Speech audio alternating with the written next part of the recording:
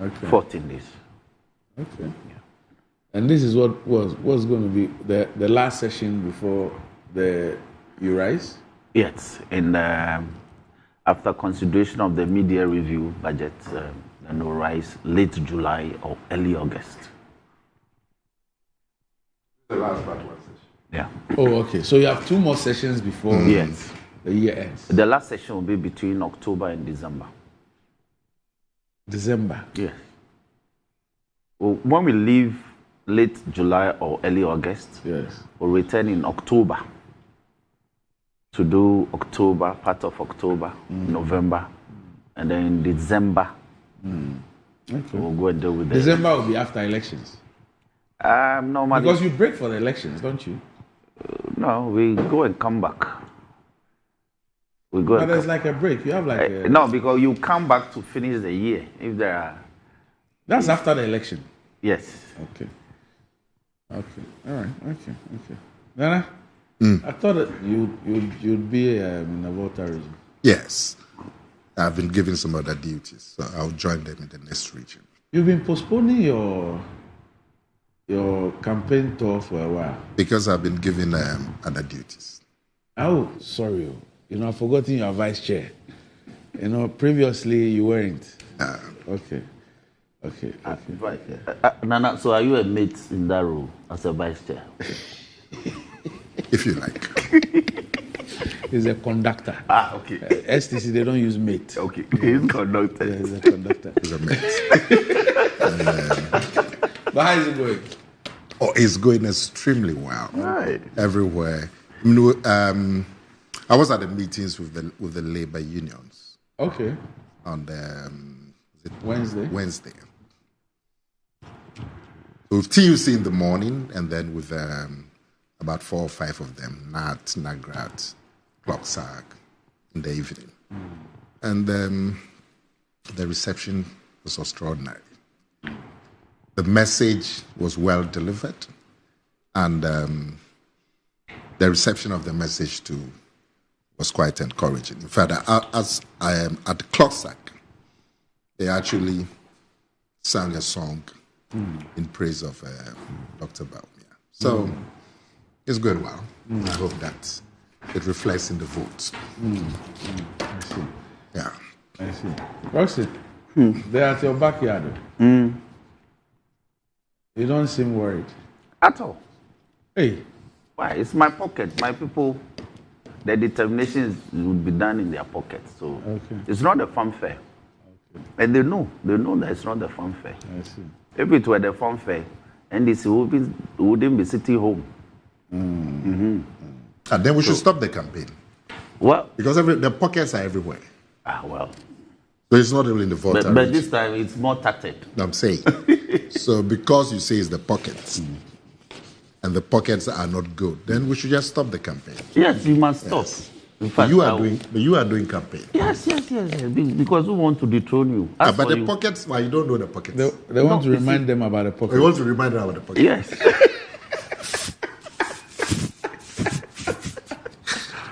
But if the pockets need reminding, then there's a problem. Oh, just no, at all. No. You see, there's something. They say, I feel something. Yeah.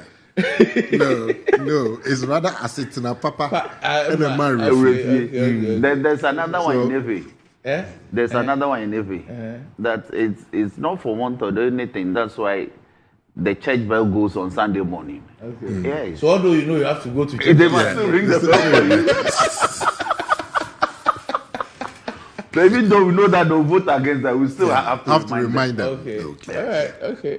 Well, let's start off Honorable Roxanne. Yes. With I guess the biggest trending story has to do with something that started late last week. And was it the High Court? Yes, the High Court. Roxy, you are a lawyer, eh? Yes. Yes, in the High Court. Yes, and it has to do with the trial of the minority leader and 2 others. Yeah. Okay. Now, there was some crossfire or some bombshell released in court by one of the accused persons, which led to a recess. Subsequent to that, we've heard a lot of commentary. There's been a presser from the NDC. They released a tape. That tape now has gone viral. Everybody is listening to it. The NPP followed up with another presser. We've heard lawyers and law professors and others speak to the issue. There's been a lot of calls for the Ghana Bar Association to speak. They are yet to speak. A group known as Lawyers in Search of Democracy, they've also issued a statement on this particular matter. And then last night we heard that Richard Jakpa has filed an application to dismiss the charges against him, and or alternatively to stay proceedings. And he testifies under oath that the Attorney General Godfrey Dame has had several interactions with him, during which Dame assured him of his innocence and guaranteed his acquittal. Jakpa further alleges that Dame informed him his inclusion in the prosecution was to disguise the true motive behind the trial. He claims Dame initiated the action due to pressure from President Akufo-Addo and Finance Minister Ken Ofori-Atta to persecute Dr. Akesela to force in the then ranking member for finance and now the minority leader. Jakpa is requesting the court to allow him to testify to these matters and to be cross-examined. Please take notice that this honorable court shall be moved by Thaddeus Sori, Esquire of Michelle Sori at law, counsel for and on behalf of the third accused stroke applicant, herein praying the court for an order, striking out the charges and accordingly terminating the proceedings against the third accused stroke applicant, or alternatively. Now, you would help us understand what this latest move is, but I've not heard you on this whole saga. I mean, where is this leading us to, and what does this mean for justice delivery? And what should we expect in view of this latest application? Okay. Let me start off by giving the legal basis for the application, okay, which is contained in the body of the motion as we say it in law. You see that the applicant reference articles 19, 23, 83, and articles 296A and C of the Constitution. And so briefly, for sake of brevity, Article 19 is in respect of fair trial. And it says that Article 19.2 particularly says that a person charged with a criminal offense shall be presumed to be innocent until he's proved or has pleaded guilty. And so if you reference Article 23, is the effect that an administrative body, an administrative official shall act fairly and reasonably and comply with the requirements imposed on them by law, and persons aggrieved by the exercise of such acts and decisions shall have the right to seek redress before a court or other tribunal. And so that is the anchor that they are basing their reference to Article 23 on. Now, if you look at Article 88.3, which is to the effect that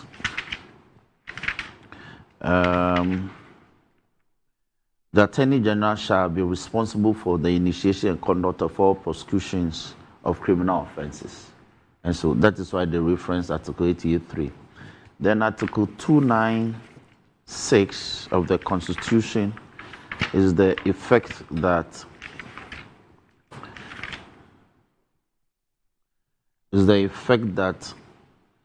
discretionary power shall be deemed to imply a duty to be fair and candid. And C, where the person or authority is not a judge or other judicial officer, there shall be published by constitutional instrument or statutory instrument regulations that are now inconsistent with the provisions of this Constitution or that other law to govern the exercise of the discretionary power. Now, the essence of the applicant referencing these provisions in the Constitution is to establish that under law, the Attorney General has a duty to conduct this particular prosecution in all fairness and in accordance with law. But the evidence that the applicant has deposed to and exhibited before the court established otherwise. And so based on this, they are praying the call for an order to have the charges brought against him either dropped, dismissed, or proceedings stayed, whichever is applicable. Now, why is the applicant saying this? The applicant has established that the Attorney General, not once, not twice. Has alleged or established? Well, he has established. It's not been recanted yet. Yet? Yes. Okay. It's not been recanted yet. Because I'm yet to see an affidavit in opposition. Oh, but this was just yesterday. Yes. So I mean, when matters are this hot and express, affidavit filed in the morning can be recanted in the afternoon. In law, how many days does the AG have to respond to this? He has, when he's served. Okay. Yes. So we don't even know if he's been served Yes. yet. Okay. All right. Now, the applicant is alleging. Let me make it safer for you. Mm-hmm. But you know it's alleging. how you have to put it. You know? The applicant is alleging, all right, that he has been approached several times at ungodly hours. Yes. To, as it were, bear false testimony against the first accused person in the matter, especially. And so, to safeguard himself against any future disclaimers, he recorded some of the conversation and the contacts. Right. And he's put out at least one that I have seen and heard. He has also added some other evidence in respect of WhatsApp communication between himself and the Attorney General. The Attorney General has admitted to those communications. He has. The national organizer of the NPP has also admitted to the veracity of those communications. Their concern is that it appears that they don't have the full complement of the communication. Now, Doc, if you look at the trajectory of this matter and why we are in court, the Attorney General appears not to have a solid case. So he has been going hunting for some evidence that may incriminate. Before you go on, yes. And I'm just trying to tap into your professional expertise so you can break some of the things down for us. So, with this affidavit, is the accused person saying that he needs the opportunity to provide the evidence of these averments in court and to be cross-examined on the basis of this evidence? Is that what he's saying? No, he's not saying that. What is he saying? He says that these are matters arising in the course of the trial. Yes. And so I want to be given the opportunity to lead evidence in respect of that. And I'll tell you why. So the lead evidence means that I want to be given the opportunity to provide the evidence to substantiate this. Yes. Because and to be cross-examined. Because I believe that it goes to the heart of justice delivery as far as this matter is concerned. Yes. Okay. Because you see, throughout the trial, he didn't depose to these matters. Yes. I know that criminal jurisprudence has changed from surprising and a party in court to full disclosures. Right. Now, the door to this matter was opened by the Attorney General.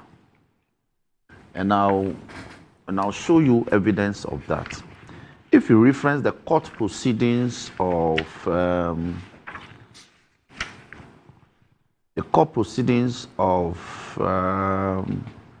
23rd May 2024, the Attorney General opened this terrible door to allow Jakpa to go through. or Jakpa entered because the Attorney General opened the door. At page 25 of the proceedings, all right, or 24. Let me start from 24. The question was posed to Mr. Jakpa this way.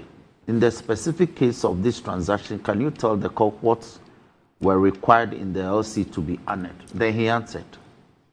Then the dialogue continued. Now, regarding this question, you will agree with me that, that's the lawyer, you agree with me that without this seal from the Controller and Accountant General Department, the Bank of Ghana will not honor the payment. Then he provides a lengthy answer. All right? But the Attorney General didn't like the answer he provided. So according to the court proceedings, the Attorney General came in and said, my lady, I'm a little bit constrained to intervene because the Minister of Finance at that time was in court and testified about authorization. I wonder what Mr. Jakpa's business it is to testify about authorization. Then the court came in. I have decided not to make any further comments, and I will just sit and watch you people, because if I do not, I may find myself in conflict with a lot of people, because when my engineer at the bar tells me, then the court made an intervention. Then Mr. Dami came back after the court had made an intervention, which he ought to have kept quiet. Then he now said, just by force to defend other accused persons. This was all the Attorney General said. He said what? Just by force to defend other accused persons. And he was addressing who? He was addressing the third accused person who was being cross-examined by the lawyer for the first accused. Okay. So court came in and said, no, that is not the point. Honorable Attorney General, do not talk. 2 days ago, you caused a third world war here, so please. So this is the judge? This is the judge. Okay. Then Eduji came in. My lady, I do not know that the problem of the Attorney General is against A1. Then by court, you people, please. Then Eduji said, where from this defense? Is it defending him? Are we not entitled to cross-examination? No, what is this? Then the court said, Mr. Tamaklu, I do not have a gavel, please. All of you, just resume your seats. Then the AG came in. My lady, the point I'm making is actually part of my objection. Okay. If my learned friend wants it to go on record, then let it be on record. Then Mr. Tamaklu, my lady, if he thinks the question is not properly asked, the question can be disallowed. Then the court came in. Then Mr. Jakpa, after the court has spoken, then Mr. Jakpa came and said, my lady, I want to put on record that I am not here to defend A1. By court, I have not told you that you have defended A1. Mr. Jakpa, no, I am not talking about you. By court, who said so? Then Mr. Jakpa came. The Attorney General did that. He accused me directly, and I want to respond. Then the court came in to say, please, Mr. Jakpa, all that fight they were fighting and disgracing the bench and the bar, I did not write it, so please move on. Then Mr. Jakpa said, my lady, no, I have heard that, but I want to make it clear here that the Attorney General has on several occasions had meetings with me privately at all hours, both in person and on phone in respect of this case, to cooperate or answer questions in a manner that will make his case better against A1 and I. And I have refused. And I have evidence to that. Did you hear that? Yes. And Jakpa is saying that I have refused. And I have evidence to that. And so if he's accusing me here that I am here to defend A1, he has brought hostilities to my doorstep. And I am responding to the hostilities. And these are military language, hostilities. And if he continues on this angle, I will open the Pandora box, and we will all know what actually transpired. He has brought it up, and I'll give it to him. So the court intervened. They went into chambers and came back. And was he being cross-examined at this point? Yes, he was being by Eduji. It was under cross-examination. His counsel? No. Counsel for A1. Now... So why did he make a reference to the AG? When the AG was not cross-examined. No, because the AG intervened. Oh.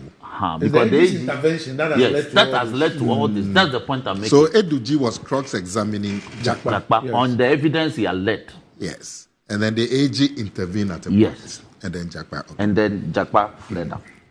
Now, so this matter, after the court had adjourned, the AG issued a press statement under the hand of the Deputy Attorney General.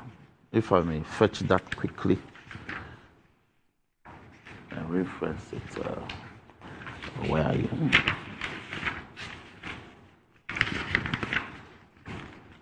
What are you looking for? I'm looking for the AG's press statement. I have it somewhere.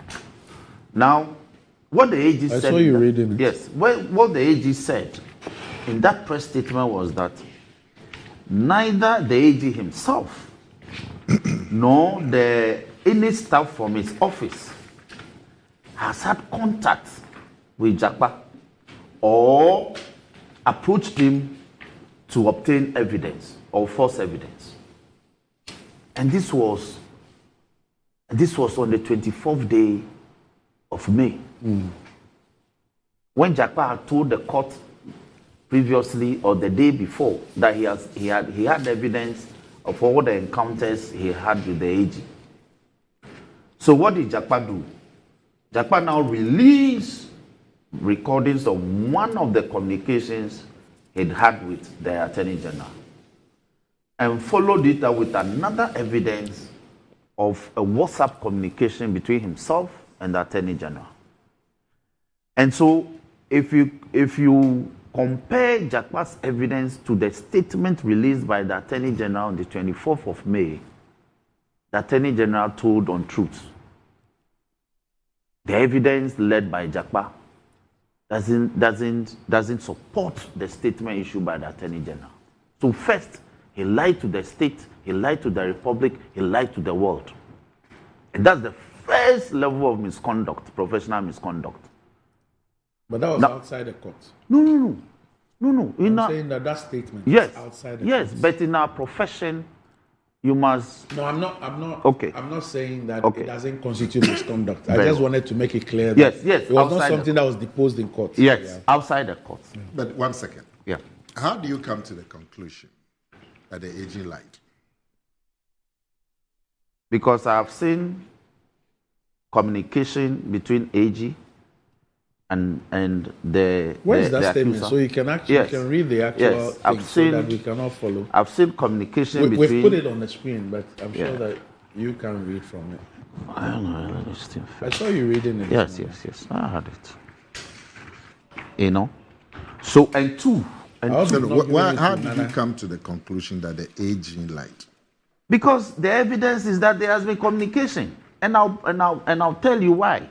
On the 25th of May, the AG's office, through his PRO, now issued a statement and said, yes, there has been a meeting, actually, between the Attorney General and the A3, but the meeting happened in the home of a Supreme Court judge. You recall that?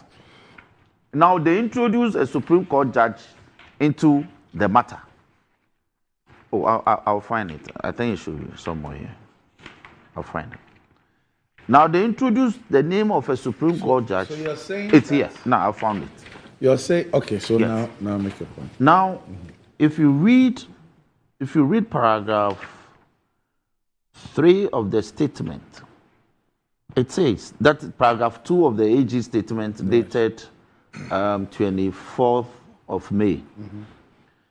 The Republic has never required or desired the cooperation of any of the accused persons in the matter, in which it has already succeeded in establishing a prima facie case against all the accused persons.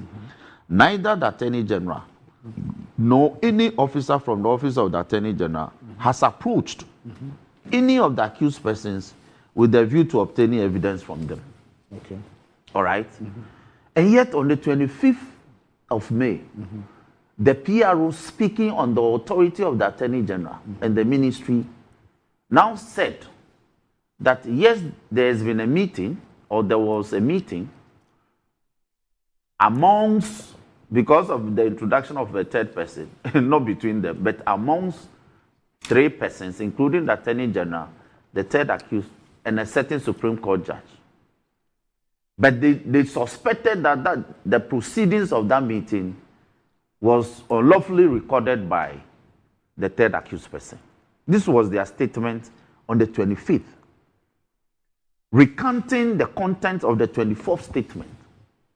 I haven't done this. They did it. Then...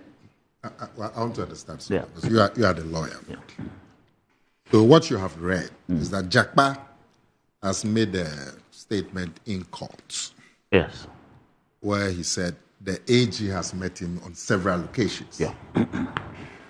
And ungodly hours. Yes. Including at ungodly. Yes. And several occasions. Yes. And at ungodly hours. To try and coach him. Yeah. This is what you have said. Yeah. Now, the AG's response is that I have never met you to coach you. Yeah. Nor any officer from my... Nor any officer to coach you. Yeah. Not to talk about ungodly hours. Yeah. Okay.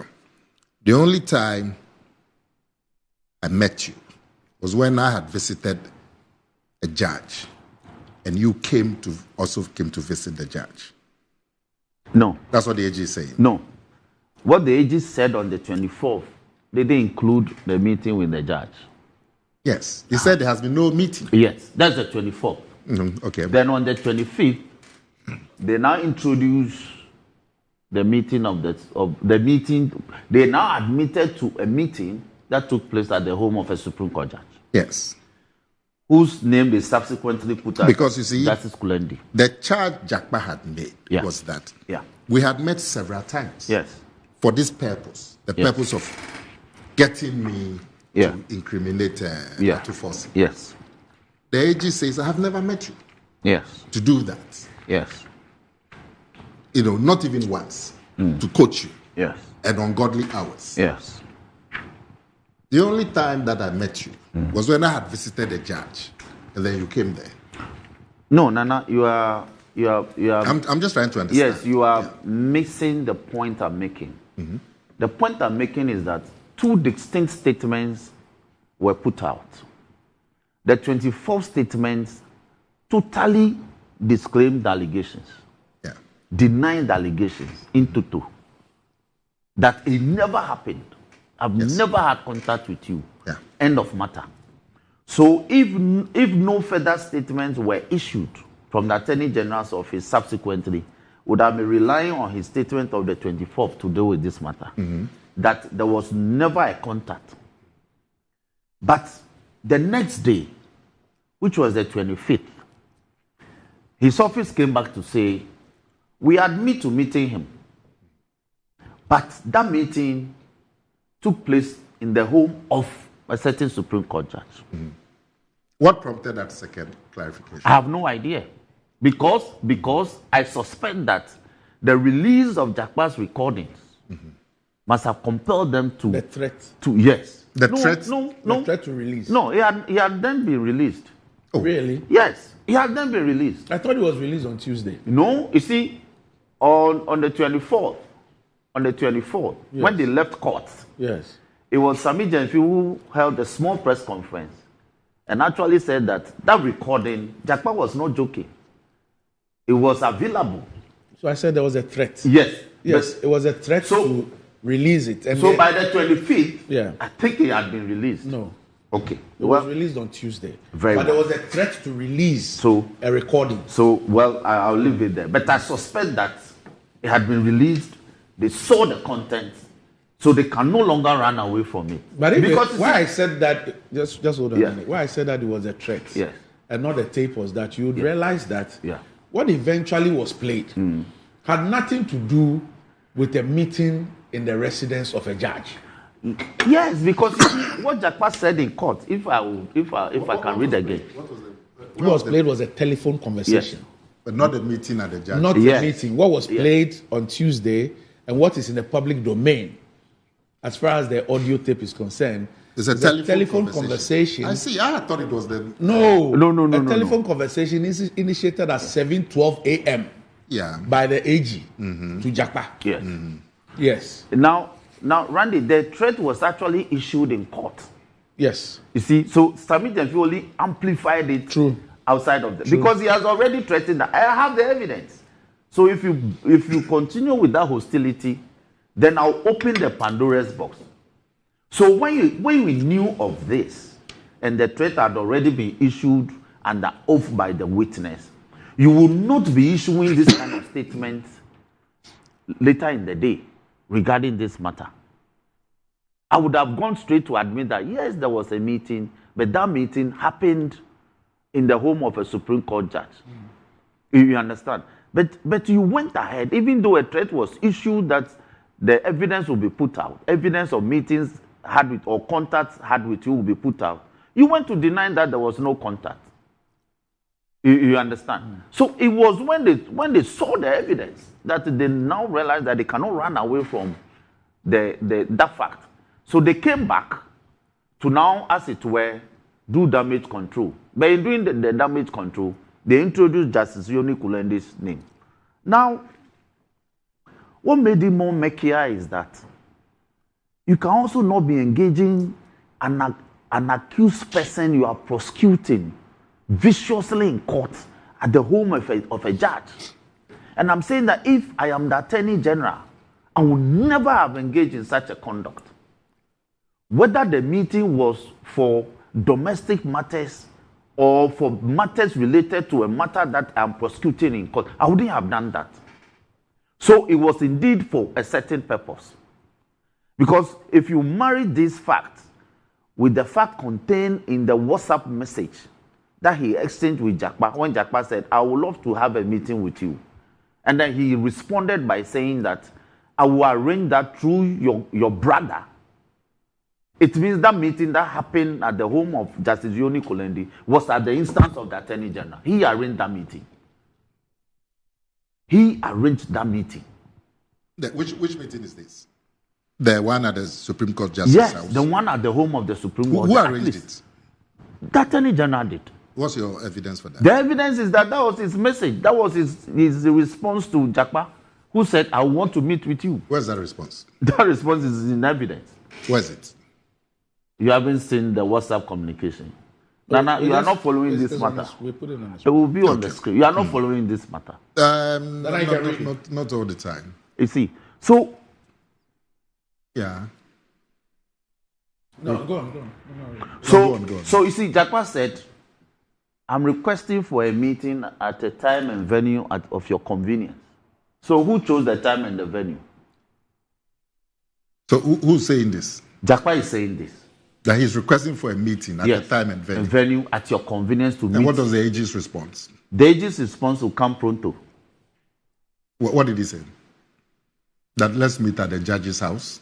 I will arrange that through your brother.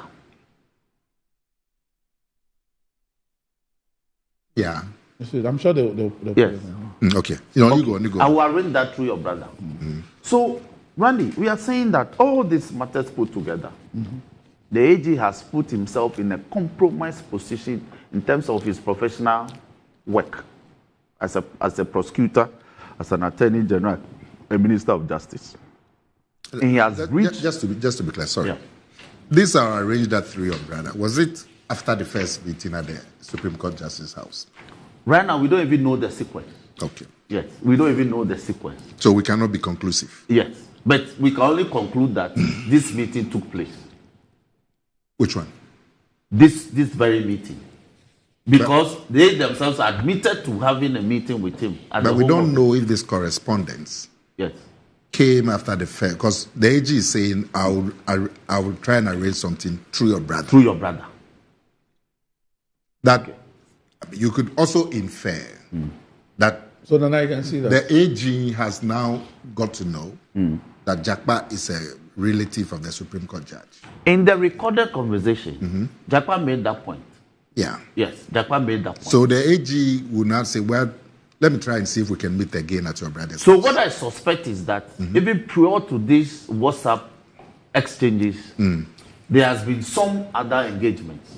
There has been some meeting. Yes. That's the first meeting. But whether first or second or third, there has been some prior arrangement and engagement. Because for the AG to say that we arranged through your brother, the brother in quote here means Justice Yoni Kuleni. But what the record show, or what we know, is that there has been only one meeting. Now, when you say meeting, I'm sure you're referring to a physical meeting. Yeah. Because we can have various forms of meetings. Yes. Yeah, I'm referring to a physical meeting. Yes, but Jakwa didn't say physical meeting. He said meetings. So you could meet, and it doesn't have to be a physical What, it could be meeting. a Zoom meeting? Oh, you could meet on the phone. Really? Yes. A phone call is a meeting. What's a meeting, Anna? A meeting is a meeting.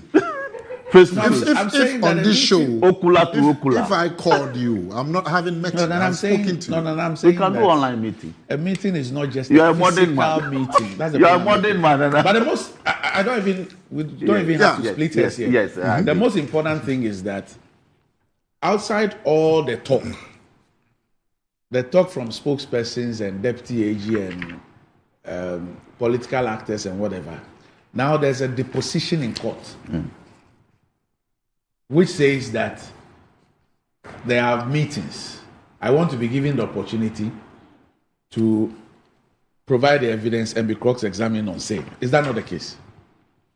Rox, is that not the case? That is it. That's the case. Yes. Yeah. So, Randy, let me further my point. Because at least if you even look at the one that refers to a meeting at the judge's place, that even creates the impression that there was only one meeting. Yes. And the meeting was at the instance of so and so and so. Now, even before, from what we know now, we know that there obviously has been more than one. You see, I am hesitating in dealing with the contents of the affidavit filed. You see that I'm only relying on the And exhibits your reason is? because it's not been taken through the motions in court. But the other things that you are relying on, Is the affidavits, which are now former court records. So he's relying on those public records and the AG statements and other documents. But the content of the affidavit are deposed to, I'm not relying on that one. That one, I want to leave it to the lawyers to handle in court. no, I only refer to it because it suggests that the person is ready Yes.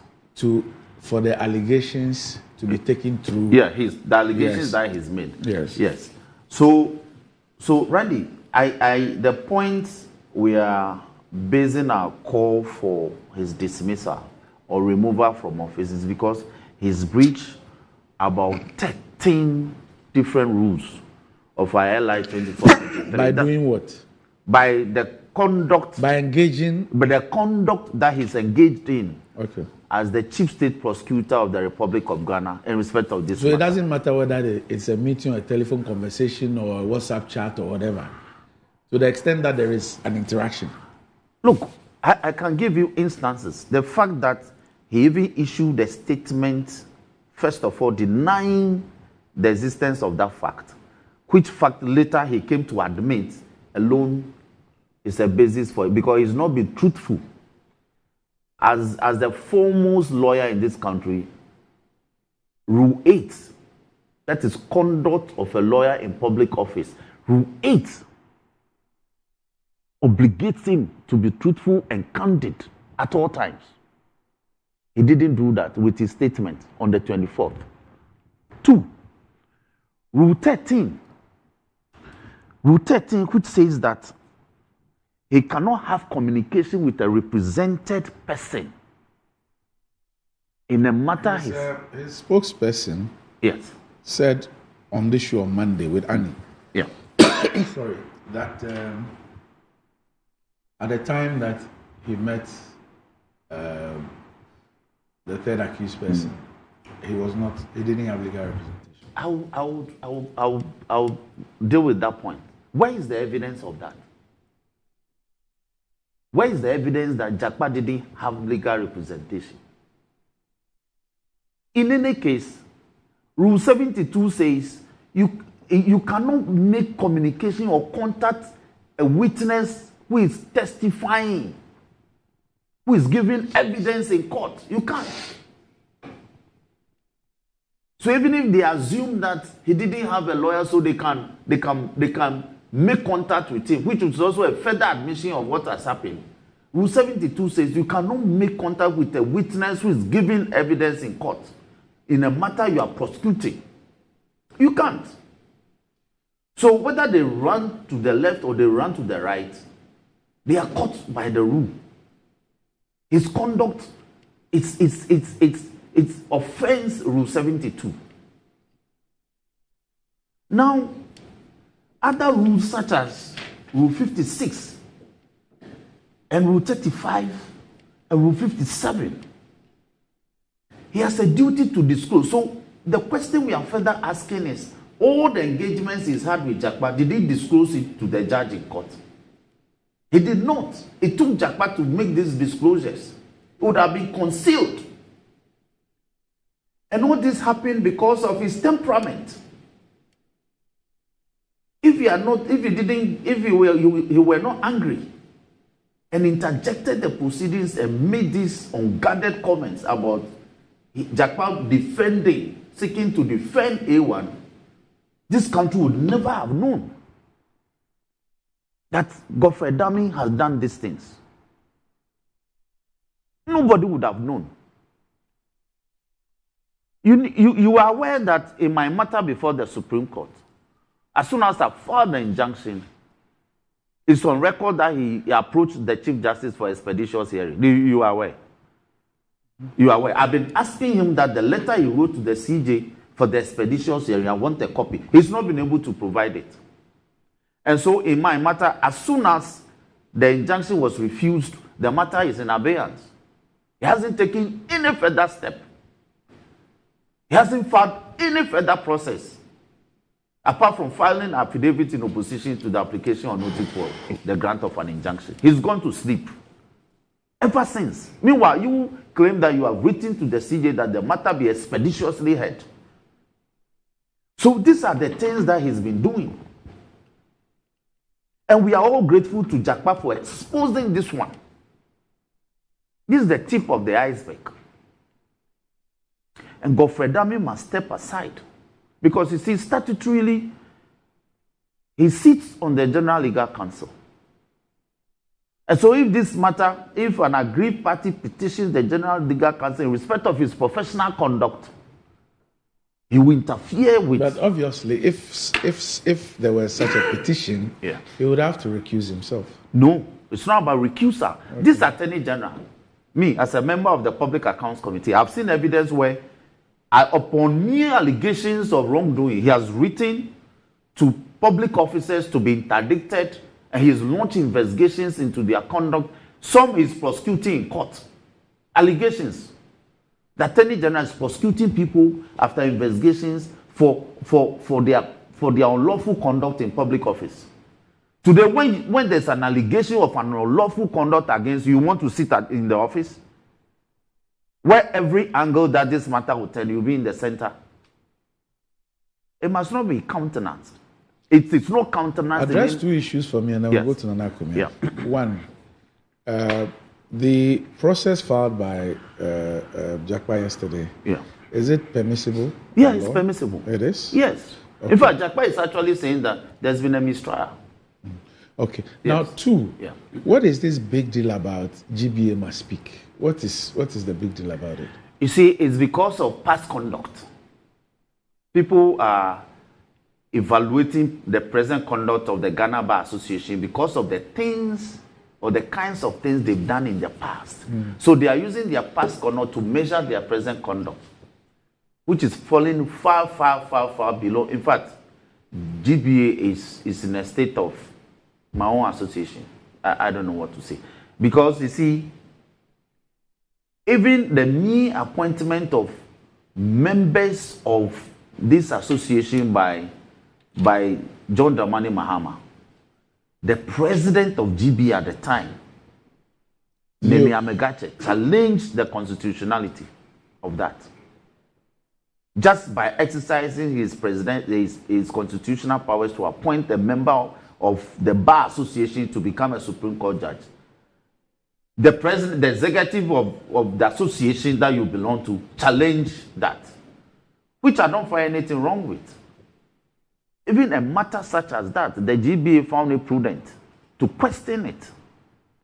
But where we have very serious allegations of professional impropriety, of conduct that is contumacious of the powers of the court and leading to subversion of justice, the GBA, in respect of the leader of the bar, the GBA is in comatose.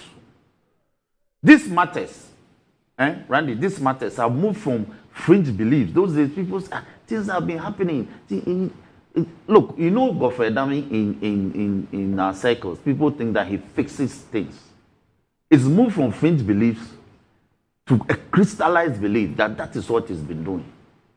And this is not the end of this case. Because you see, if you read, let me conclude this by referring to the ruling on the submission of no case made by the accused persons. If you read the issues raised as being the reasons why they said the ambulance was not good for purpose, you cry. A witness comes to tell court that they are prosecuting on grounds that the ambulance were not fit for purpose, and so it led to the financial loss to the state because, for instance, the red, gold, green, and colors were not properly done, and the stickers can peel off on an ambulance. How does this constitute a defect of an ambulance? But the witness came to tell this to a court, that the lights were not working for night operations, as if this is not electronically remediable. Then somebody said the word ambulance was not written on the bonnet. These were things that witnesses came to say to impound a transaction such as that. And let me juxtapose it to the Hawakumsi ambulances. Randy, do you know how long the Hawakumsi ambulances sat on the car park of Parliament? For over a year. Do you know what happened? Government was waiting for the fittings to be brought from some other supplier to be fitted before the ambulance were deployed. You recall that even the minority, we had to hold a press conference to compel government to do that expeditiously so that the ambulance can be deployed because we were experiencing COVID. You recall that? So this is not the first time this country will order for ambulance and order for other accoutrements, other medical equipments to be fitted so that they are suitable for purpose. This is not the first time. But today they are chewing the fingers of a monkey because 50 ambulances were brought and the allegation is that they were not fitted with the requisite medical equipment, which also were part of the agreement that they would be done before they were deployed. If you read the memo and the reports, that would mean we are going to the merits of the case. But I'm just giving a hint that the Hawakumsi ambulance transaction, in fact, went beyond those. All right. And they follow similar pattern. All right. Nana, let me hear you on this. You've asked quite a number of questions. Yeah, I still have a few questions. Okay. Now, Honorable, you mentioned President Mahama. Let me ask you. There's a statement that President Mahama has tried to get the Attorney General to desist from this prosecution as a condition for getting the cooperation of the NDC. Is that true? It can never be true. It can never. Okay. Statement by who? President Mahama. Statement by has who? never. Oh, the press conference, the NPP stated. So the MPP says that Yes. President Mahama asked the Attorney General. Yes. Which means that President Mahama spoke to the Attorney General. Well, President Mahama demanded that the prosecution be powerful stopped. No, let's hold on. But one second. You see, my worry is this. Demanded from who? And I want to understand. What did they say? It's not who he demanded for. The statement has been made. My worry is that there has been no reaction from President Mahama. That's my worry. That's why I'm asking him if it's true or not. Because if, President Mahama or his office should be worried. Maybe it's not been brought to his attention. If it's been brought to his attention, his office will react. But Nana, that's why I asked the question. I don't know about this. That's why I said, they said he demanded from who? He demanded from who? Have you heard the statement made by the NPP at their press conference? President I Mahama, listened, but I never heard that. Oh, it's in there. Yeah, It's in there. No, so I'm like, but why hasn't President Mahama reacted? They said President Mahama did what? That he demanded the stoppage of this He process. demanded from who? I will check. Okay. But what I know is that President Mahama has been cited as demanding for the stoppage of this prosecution as a condition for NDC to cooperate with the NPP. And I haven't had any reaction from President Mahama. Okay. And this is a serious allegation. You know, I had the office react to something about CD, the CD in 100 days. But this one, which allegation goes to President Mahama making an effort to stop the cause of justice. I think it's a much more serious. Don't worry. If it's been brought to his attention, we will react today. All right. We are So not hearing it. We will react today. Even me, I can react on his behalf as a member of parliament and a member of the caucus. Okay. I'll do that. So don't worry. Now, Dafia Makpo, you should be careful not to conclude on this matter. But this matter is before the courts. You agree? Yes, I'm not concluding. Well, you've made several conclusive statements. No, I haven't. Even Randy had to, at one point, I haven't. beg you to... even Randy at one point had to beg you I haven't. to stop making conclusive statements. I haven't. And you, as a lawyer, should be telling us this. No, we're telling you this. So you shouldn't make... You can talk about evidence that has been presented to the court. I haven't. You know. The evidence overwhelmed me. Listen, and you can even say that, in your view, the evidence is good. But when you say things like it has been established, you know, and all of that. He changed it to... You have to beg him. He's happy on a very minor point. Oh, so this is a minor point. Minor point, negligible. But you agree to it. Negligible. No, you agree to it. Well, you like that phrase, so I have to change it for now. Randy, I will read to you... okay, before I even do that, let me say that I'm happy that these matters are before the courts. Because I'm not enthused about these allegations and counter allegations, and we don't get to know where the truth is. So the NDC had a press conference. The NPP had a press conference that attempted to deny what the NDC had said a couple of hours earlier. There's been statements from the Attorney General's office also seeking to deny some of the things that the NDC had put out. Where is the truth? Because for the average Ghanaian, their concern is the truth. I'm happy that this issue is not going to finish with the press conferences, with accusations and denials and counter accusations and counter denial. And then the public is left with not knowing where the truth lies. Fortunately for us, these matters are before the courts. So the allegations will be weighed, whatever evidence has been presented will be evaluated, the judgment given. So I'm very happy that on this matter, it is not just going to be press conference and counter press conferences. And you say that Mr. Jakpa had made depositions to the courts. Yesterday. That he's going to present the evidence to the court, isn't it? He wants the opportunity. And I'm sure he'll be given. I think the Attorney General has said they have no objection.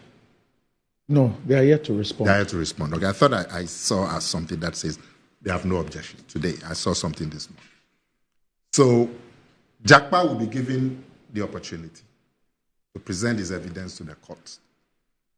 Recordings, audio recordings, video recordings, telephone recordings, whatever.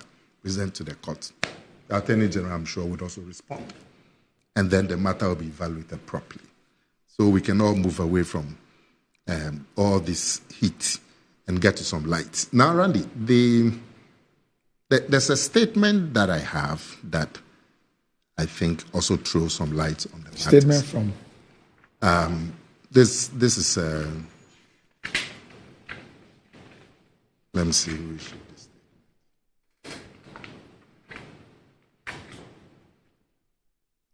It was sent to me by somebody from the Attorney General's office.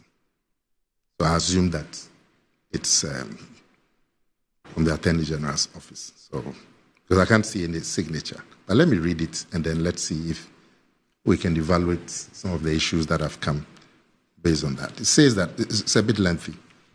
It says. Now, just clarify for me: is it a statement, like a public statement, or information sent to you personally?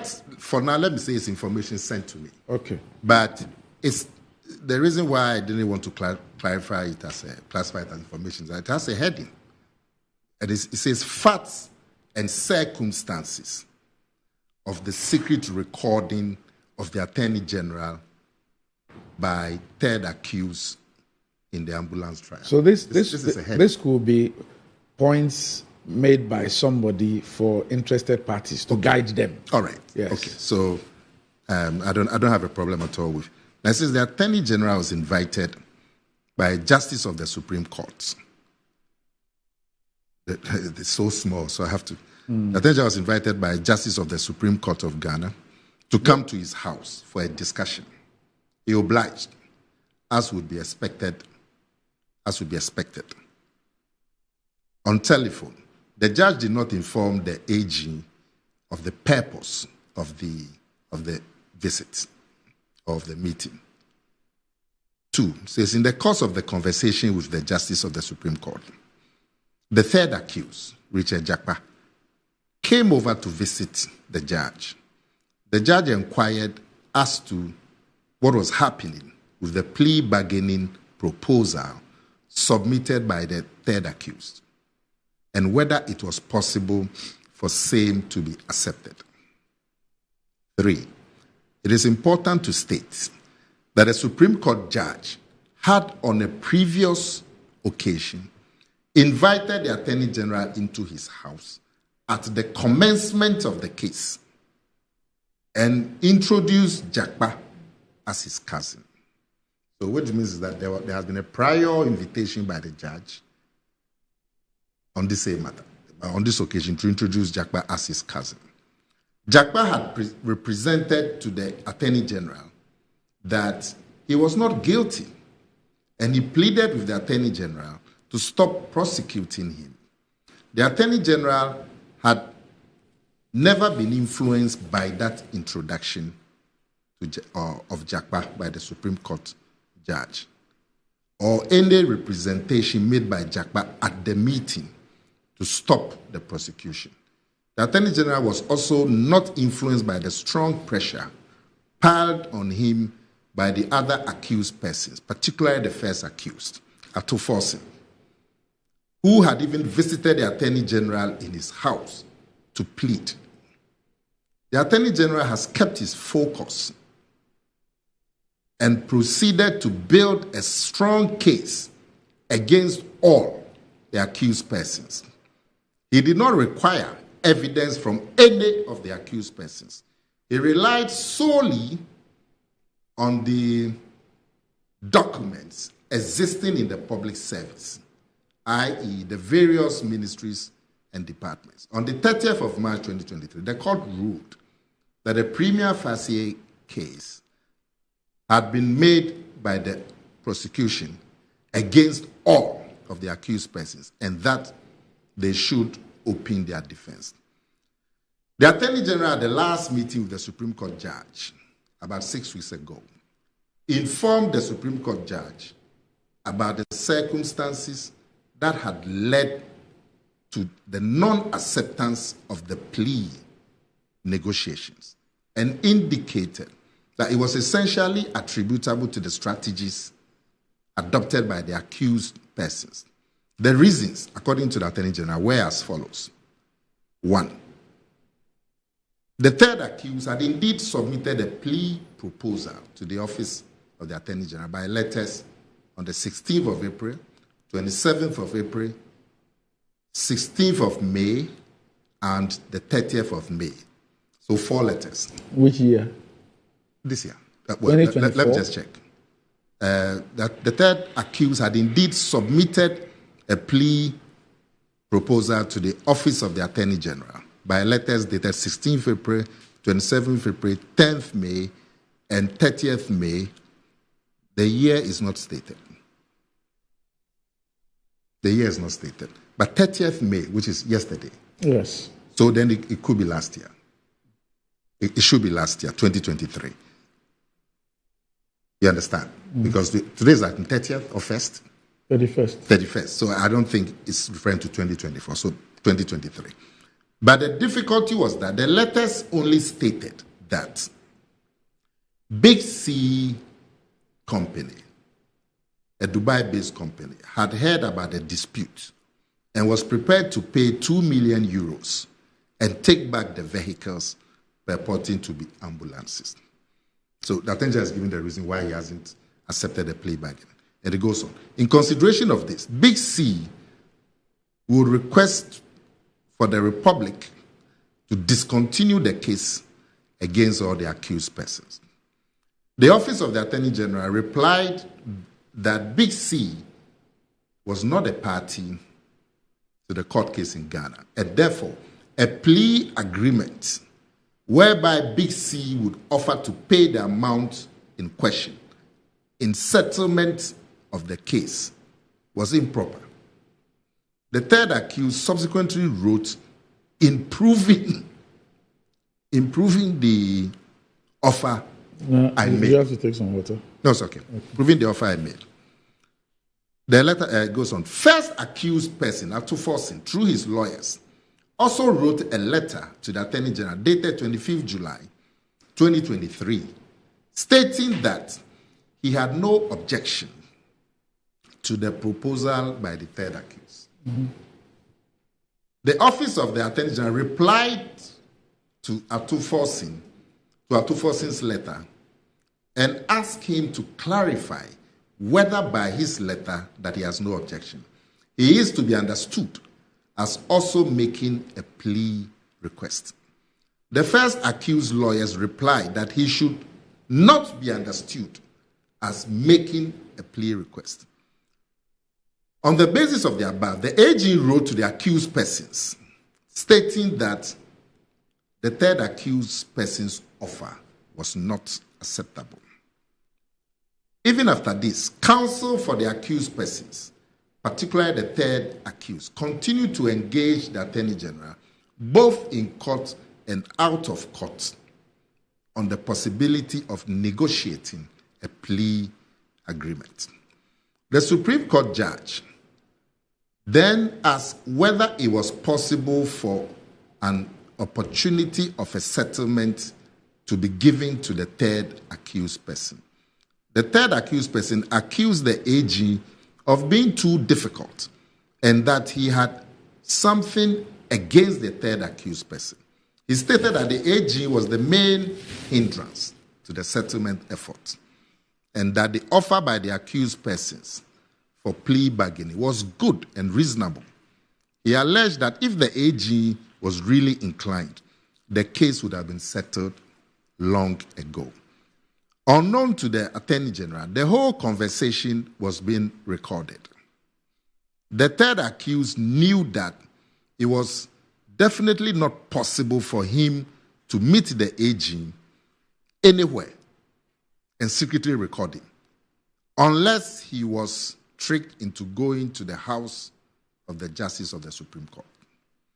The Attorney General assured the Justice of the Supreme Court that he did not really have a problem with any of the accused persons, and that if plea bargaining was what they wanted, it was just for them to come clean and indicate unequivocally that they wanted the same. They wanted plea bargaining.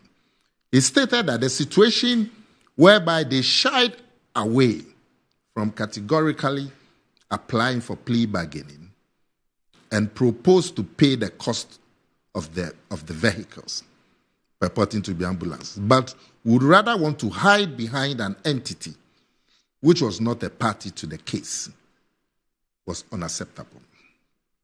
It goes on. The AG said this because in the case of the first accused, for instance, he had pleaded with the Attorney General to stop prosecuting him when he came to the Attorney General's house to plead in the company of a senior member of Parliament.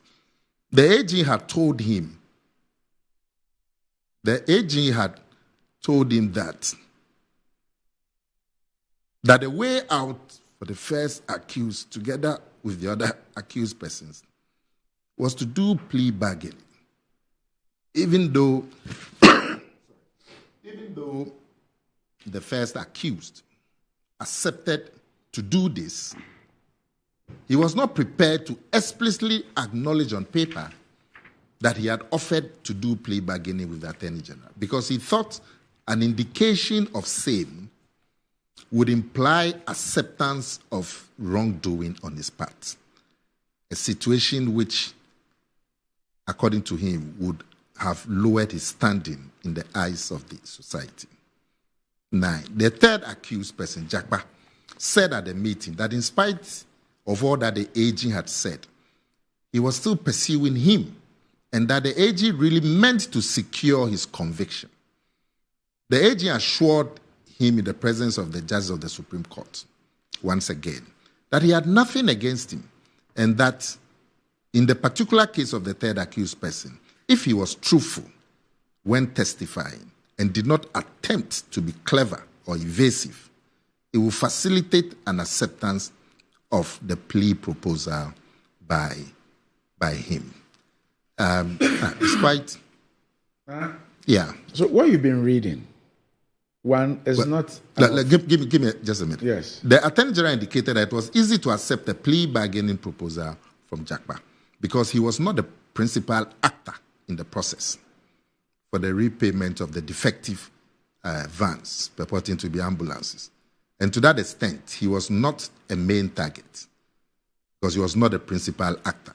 The AG stated that the principal actors in the transaction were the public officers through whose acts the state had lost millions of euros for the purchase of the vehicles. These public officials were the other two accused persons, one of whom had a nolly prescribed on health grounds. The Attorney General stated that all he would require of the third accused to facilitate the plea negotiation was for him to cooperate by being truthful and faithful to the record of the transaction. The AG told Jakpa in the presence of the judge of the Supreme Court that he would show him a cabinet approval for the transaction, which the prosecution had already tendered at the court, and asked whether Big C Company was mentioned in the cabinet approval. The answer obviously was no, because it was not in the record. He cannot deny. The AG will proceed to ask whether Big C was mentioned in the parliamentary approval too, which the prosecution had already tendered in court. The answer clearly will be no. Let me see if I can just read the last. That's a bit. Now, then it goes on that the main points and facts from the circumstance of the matter. 1, the Attorney General has never met the third accused person anywhere apart from in the house of the Justice of the Supreme Court. 2, the Attorney General has never requested for a meeting with the third accused. Any meeting with him was at the house of the Justice of the Supreme Court and at the instance of the third accused himself. 3, the discussion with the third accused was in response to an inquiry by his cousin, the Justice of the Supreme Court, as to why the AG would not accept the plea proposal. 4, the AG never asked the third accused to falsify testimony or pressurize him to give false testimony. 5, the AG only stated that if the third accused wanted his plea negotiation to proceed, he had to cooperate by speaking the truth and confirming matters which are clear from the record. The AG only pointed to evidence which the prosecution had already tendered at the trial. 5. The Justice of the Supreme Court was present throughout the meeting, and therefore the AG could never have asked the third accused to falsify evidence or to pressurize him to give false testimony. There has never been a single minute that the AG had met the third accused without the presence of the Justice of the Supreme Court. The AG, this is a telephone. The AG's telephone conversation with the third accused was instigated by the need to secure an adjournment that day. Indeed, the record will reflect the fact that on that day, the AG could not attend court because he had other urgent commitments. The AG had asked the third accused, the AG had the third accused telephone number because the third accused himself had, way back, called the AG many times on phone. Called that third many back on phone. The AG refused to answer. He sent the AG messages through WhatsApp and requested for a private meeting. The AG refused to meet and stated that he would arrange through the third accused person's brother, the Supreme Court Justice. The AG saved Jakpa's number at the time. In spite of that, the AG did not initiate any meeting with the third accused. Apart from the telephone call in relation to the adjournment, the AG has never called the third accused on telephone at any time. At the time of this recording in the House of the Justice of the Supreme Court, the prosecution had long established a prima facie case against the third accused and all the other accused persons. In fact, the AG had even gone ahead to cross-examine all the witnesses for the first accused and tendered in evidence all the documents he cited at the meeting with the third accused. It is just a simple case of the third accused person seeking advantage to be gained from the secret recording in his possession of a conversation he had with the AG and the Justice of the Supreme Court in the House of the Justice of the Supreme Court and manipulating the facts to make the AG look bad. Okay, then the last one. With the benefit of hindsight, the third accused knew it was definitely. Anyway, so this is a statement that I'm just reading to see if it will throw. First of all, what you read. Statement by whom? What you read. Yeah. Is not an official statement. Okay. I'm saying to provide. No, I'm some just saying that. information. I'm just saying that, as far as this issue is concerned, the AG's department has issued a statement signed by the Deputy Attorney General. The AG himself has a spokesperson who has granted interviews. What you have read, I do not know how to classify it.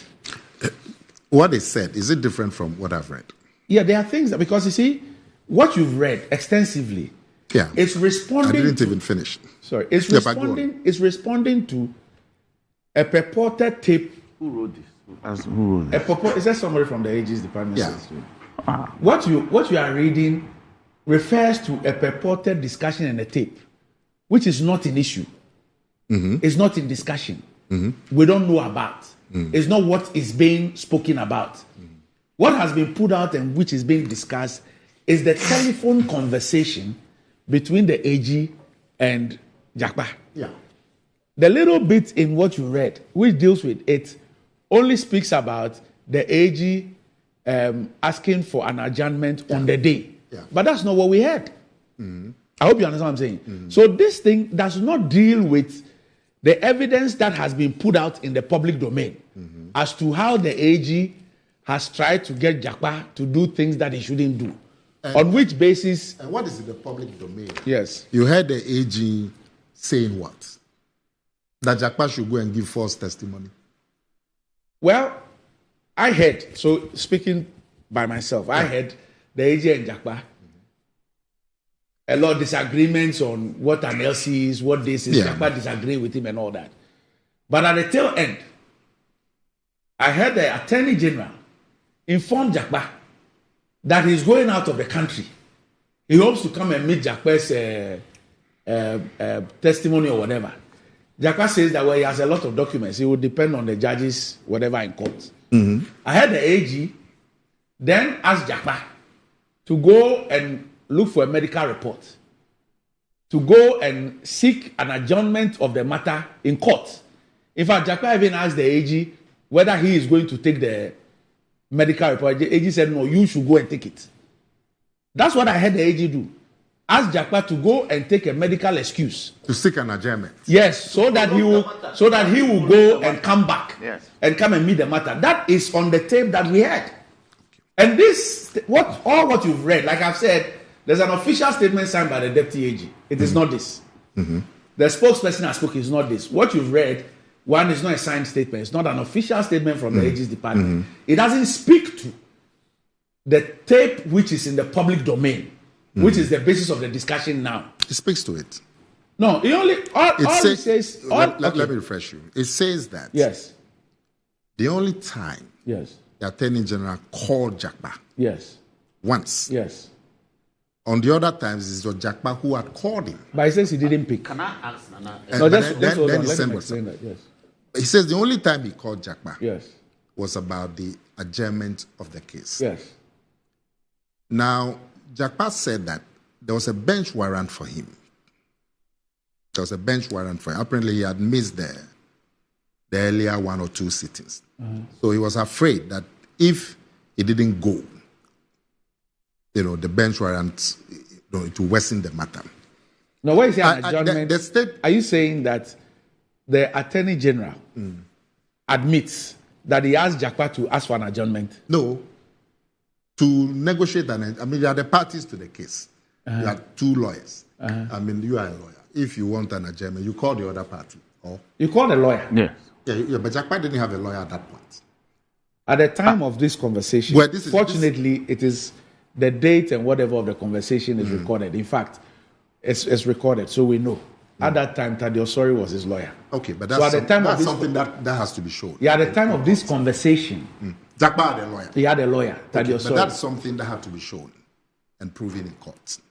But from what I read... No, the person who says that Jakpa didn't have a lawyer is the one who must... This is what I'm saying. Yes. This is what I'm saying. So, this matter will be put before him. That when you called me, at the time you called me, I had a lawyer. And this is the date. But have you listened to the tape in the public? Have you listened? This tapes, there are so many of them. Maybe you should listen. They say 16 minutes. Maybe you should listen and ask yourself whether that 16-minute conversation was just about an adjournment. And even the discussion about an adjournment, whether that is how, whether an attorney general should be asking a person he is prosecuting for causing financial loss to go and seek for a medical excuse duty when he is not unwell, to convince a judge to adjourn a matter so that he can go for his travels and come back and do a case.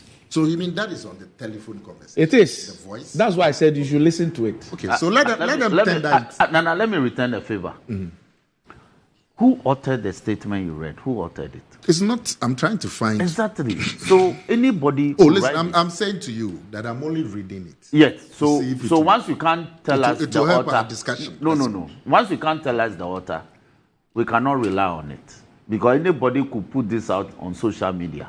So I am not saying rely on it. I'm saying that it will provide... once you are saying it will provide a guide to the discussion, you want us to rely on some input into our discussion. So, but my second question to you is, how does this, all that you read, detract from the core issue of allegation of a professional conduct of a lawyer who occupies a public office such as the Attorney General? That is an allegation.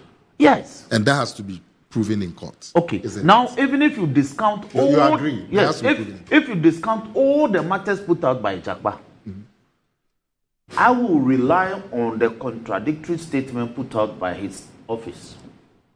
All right? And make a case against him. Which?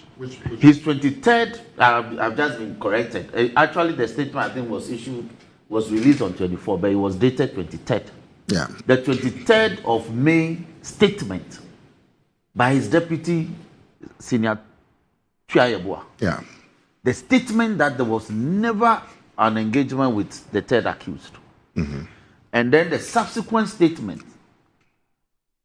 given by I the think PRO. one said not to cut, but what they seek to put out is that the AG has never sought any meeting. Yes, but I'm saying that all the meetings were at the instance of Jackman. Yes. And all the meetings were in the house. No, that is not what the 23rd of May statement said. But he said there was never. Yeah, there are two. So I'm saying for an attorney general to issue a statement on the 23rd to deny ever having contact with the third accused person, and subsequently coming back to say that I admit to having contact with him. But hold on, let me finish. Did you also say that Jakpa says the attorney general said to him, Jakpa, yes, that actually all this prosecution is because of pressure from Akufo-Addo? That's in what he has sent to court. What he said yesterday. It's in the court record. Yesterday. And he said the attorney general told him that. Yes, that's what is in there. That's what in a sworn affidavit. Yeah. Yes. In fact, it's actually said so in the sworn affidavit. Yes. So you see, that is before the court. Yes. And so you see, I'm saying that even if I won't rely, even if all the matters put out by Jakpa should be put aside, I will make a case of professional misconduct against the Attorney General based on his two contradictory statements. That alone should be a basis for his removal from office. And he said the contradiction is what? It's contained in the 23rd. Let's take a break and come and it's do contained the the 23rd statement and the 25th.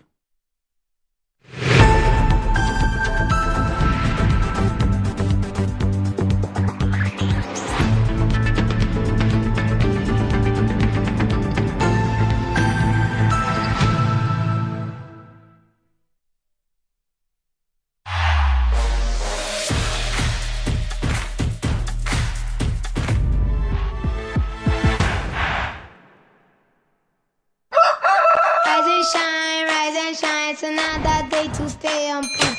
Toast is Friday, it's still on point.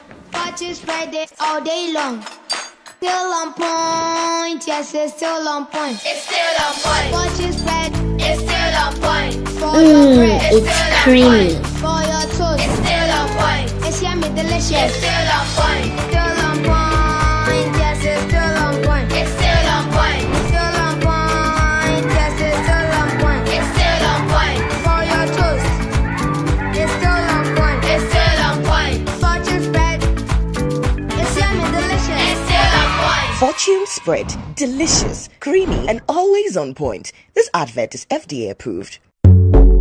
In today's modern world, stairs are a challenge, especially for our elderly and those with health concerns. Navigating them can be difficult and even dangerous, but there's a safer way to move vertically. Lifts and Elevators Limited Company, your answer to a more accessible and secure vertical transportation. Our elevators and escalators, including top-of-the-line pneumatic vacuum elevators, Fuji elevators and escalators, offer a safer and more convenient alternative, eliminating the risks of stairs and enhancing accessibility for homes, businesses, and hospitals. Choose safety and convenience with Lifts and Elevators Limited Company. Elevate your spaces today. For more information, visit our website at www.elevatorsgh.org or call now on 0200-535-515. Lifts and Elevators Limited Company, the elevator people.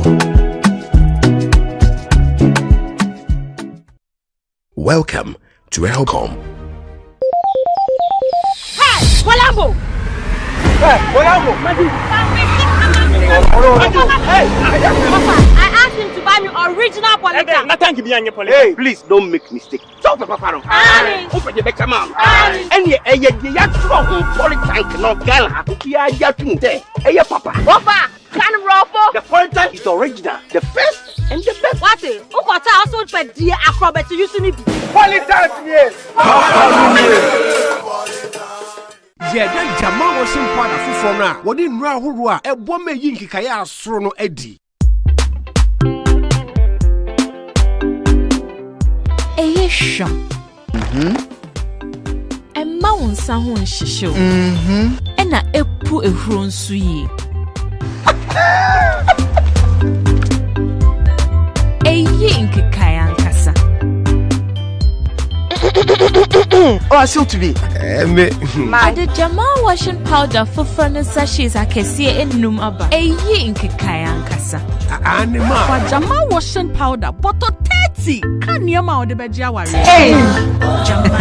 New Jamal washing powder. A mania meniti, Nemusi sham, Wohukafo a or ma wonta dieniti. FD aje a dreading crato yatumu.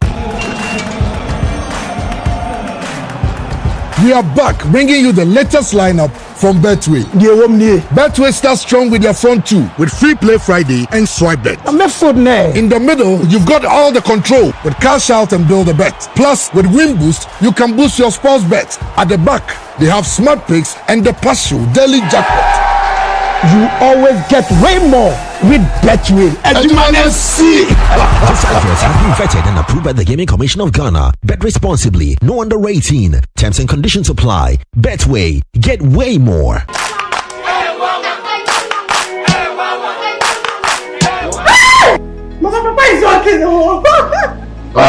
Herbal Hospital. Specialists in every kind of bone disease. Bar Herbal Hospital. Baby, a son with beer. Nanso, Yadi, Sapa, Dom spinal cord, swelling of the arms, arthritis, bone injury, swelling of the leg with reddish color around it, and so on. See, Bar Herbal Hospital has special ultra-modern machine for checking up the body. I have tried them and I got good results. Try Bar Herbal Hospital.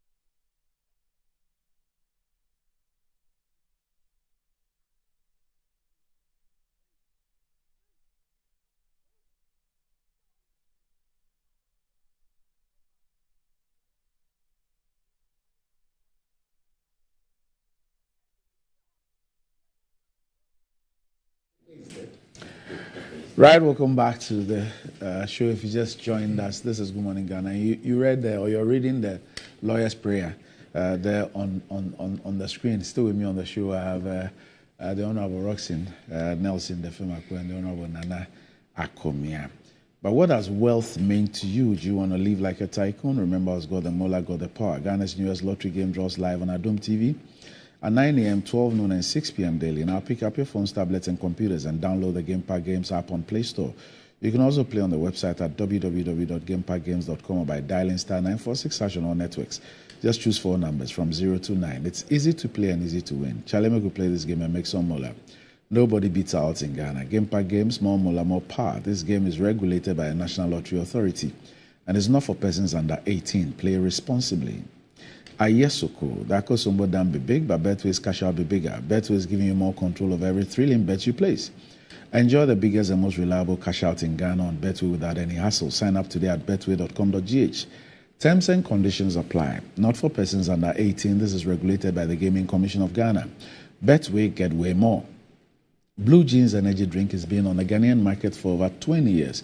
We already know what it does for the body. It contains vitamins and nutrients like vitamin B2, B3, B6, B12, as well as taurine and guarana, which are known to boost your strength and energy, as well as promote high performance and endurance.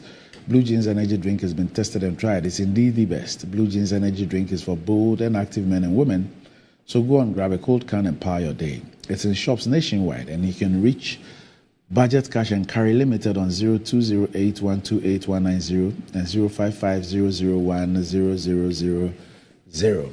Yes, so let's finalize on this. Yes, Nana. I'm told that the statement that I read, actually there's an issue by the deputy. Is what? General. It's actually the second statement issued by the deputy attorney general. Yeah. A second statement. Yeah, that's what I've been told. But so why is it not on their letterhead? It's not on their letterhead. Or the PRO. Have you seen Maybe the, the person have you seen the statement I read? I saw you scanning it, and it's on your book phone. So these guys are Akpache. It looks like a WhatsApp message you were scrolling and. So you were trying to clarify something I have this. before Yes. we went on a break. Yes, I'm saying Randy, that. you don't have some Yes, I'm saying that. I'll prescribe something for you. The essence on the advice of my doctor. The essence of what is confronting us is an allegation of professional impropriety engaging by the Attorney General. It's not about the merits of the case or whatever. We are saying that as a lawyer in public office, you are enjoined by LI 2423 2020, a regulation that he himself, then as an Attorney General serving under the Honorable Gloria Kufu, came to Parliament, came before the Subsidiary Legislation Committee, came before the Constitutional, Legal and Parliamentary Affairs Committee to have enacted to guide all of us as lawyers, not to engage in certain conducts. He's been caught by about 15 of the rules of that regulation. And we are saying that he must step aside. Two, Nana, let me ask this question. The allegation is that some financial loss has been occasioned in the state. The supplier says that, well, if this is the case of the state, then I want to make reparation. I want to pay back the money. Shouldn't we be interested in getting the money that we claim had been lost to us? We should. We should. Is it not interesting that we are not interested in that? No, we should. But we want to make a case that somebody has been committing a certain crime. The Attorney General has not said, from what I read, yes, he says that he has no objection to the plea bargaining. Yes. It's just that it should be done properly.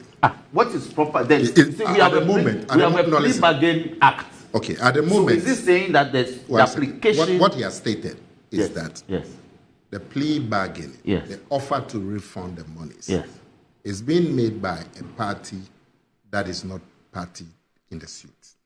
That's what the Attorney General said. You see. So let me correct that. Mm-hmm. It's also not correct that the suppliers couldn't have been made a party. It is he, the Attorney General, that decided not to go against them. But they could have joined the case. In any case, this is a criminal proceeding. In any case, so he could have sued any of the directors. But if somebody has filed, has written for a plea bargain, offering to refund the money in question, and we know that particular company is indeed the company that was awarded the contract and all and that, paid the monies, and an accused person in the case, the third accused, who has been made a part of the case because he signed an LC, and he writes through his lawyers that I have no objection to what the company wants to do. How is that? And then you ask the person to clarify in writing, yes, whether he is seeking for a plea bargain. He says no. And he says no. Then because obviously, I don't even see the basis for the request for clarification. Yes. He says somebody has made this thing in the matter that I'm involved in. I have no objection to it. And you say, and so if you look at this plus what you read and all that, it looks like, you see, it looks like what? But just a minute, I'll come back to it. Recently, remember there was this allegation that the minority leader had requested for plea bargaining. He had gone and he said it is not true. Yes. They should provide the evidence. They have not. You remember? Yes. You see, he issued a statement. So when you get the sequence of all these things and some of the narratives that are coming, you begin to form a certain opinion. What opinion? The opinion that, look, what people just wanted to see was that the man had requested, he had applied for a plea bargaining, just to throw it out and say that, oh yes, the guy is guilty. And so he has even written, he's begging, he's asked for plea bargaining. We were told that there was a video recording. I came on this show, I think Nana, you were here on Friday. Yeah. And I said that all sides. You claim you have a video evidence of somebody begging. Mm-hmm. Somebody says they have audio and whatever recording of you. Please, all of you, put out your evidence. You cannot just put statements out there in the public domain. Put out your evidence. That's what I said. Let's see the video. But the evidence of the man begging you to drop a case. You would agree that the evidence should be put before the court. Why court? Randy, I was even making but where? Where should they put the evidence? Hold on, Nana. The allegation or the accusation or the statement that there is video evidence of the minority leader coming in the company of a senior member of parliament to come and beg was not made in court. Yeah. It was made in the public domain. Yes. And that is why I requested for the evidence. Those who said you requested for the evidence. On this show, you were here with Sammy. Mm-hmm. I also requested for the evidence. When I said that, we've heard these people say they have tapes. We've heard these people say that there's a video evidence. Put it out there and let's see. Mm-hmm. Yes. Randy, I wanted to make a point. Finish your point. Mm-hmm. Even the decision not to prosecute, as it were, the suppliers, which is Jackpot's principals, it's also because pursuant to the agency law, the law of agency, the acts of the agent during the pendency of the agency agreement is the act of the principal. So when you are prosecuting my agent, it's as if you are prosecuting the principal for the acts of the agent. Who's the principal? The principal is the supplier. That's the big C. They are the principal. Yes. And who's the agent? Agent is Jackpa. So you want Jackpa big C to be added to the case? Yes, that is. But what? No, because now your AG's position is that I refuse the plea bargain agreement submitted because it came from the big C, who are not a party in the. And I'm saying that when you speak like that, you are not technically speaking law, because when you are prosecuting a director of an agent who has an agency agreement with a principal who is the supplier of a subject, who is the supplier of a contract which has become a subject of prosecution, it's as if you are prosecuting the principal. So you can't say that actions by the principal to, as it were, take over the sins of the agent is something you cannot accept. Could it be that the principal is not a company registered in Ghana, is not perhaps is not liable to the laws of Ghana? No, they are. And therefore, suing the Attorney General adding them to the suit perhaps might not make. No. This is prosecution. Yes. So you prosecute directors.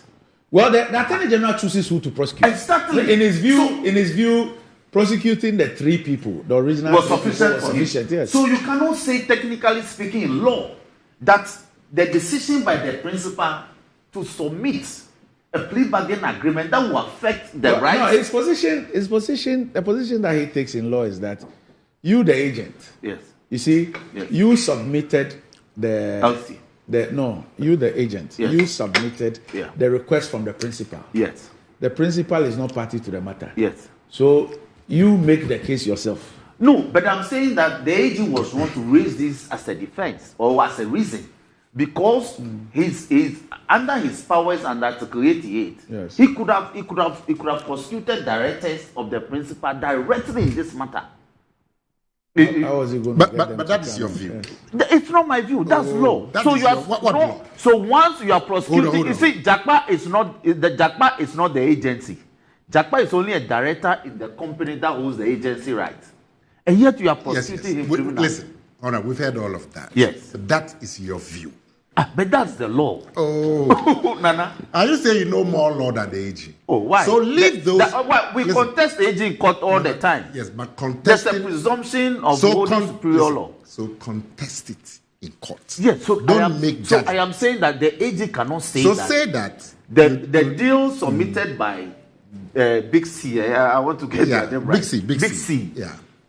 He won't accept it because it didn't come from Jackpa directly. Because and you say that is wrong. That is wrong, but because Jackpa is an agent of the principal. You have told us that, but I'm saying to you that remains your view. But that's the law. Until the court decides. Well, I'm not even. I mean, you understand? Let people who I'm not. But Nana. But then, let me ask. Yes. But why the impression also is being given as if Atuforsin is being targeted? Yes, but he's been targeted.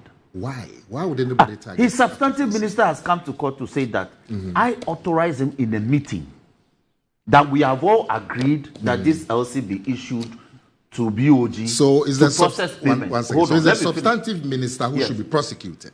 Well, if you are minded. But the evidence that the AG has doesn't indict the substantive minister. But who does the evidence that he has? Because if, for example, I understand the substantive minister said there's no document, he just gave a verbal authorization. Nana, you've been a deputy minister before. No, is that true? That Hold on. You've been a minister of state and a deputy minister.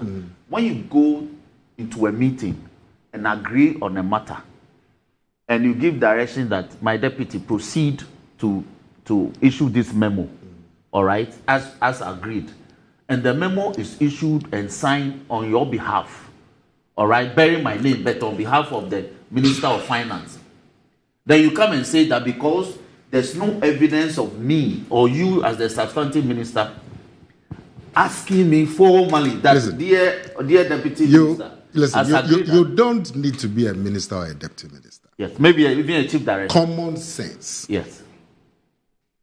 You agree that we'll make this purchase. Yes. 2 million euros have to be paid. Yes. Common sense. Yes. This is public money, not your private money. I agree. You have a memo generated. Yes. That pursuant to the meeting that we had, so should be paid. You submit it to the minister. He minutes on it. Yes. Proceed. Yes.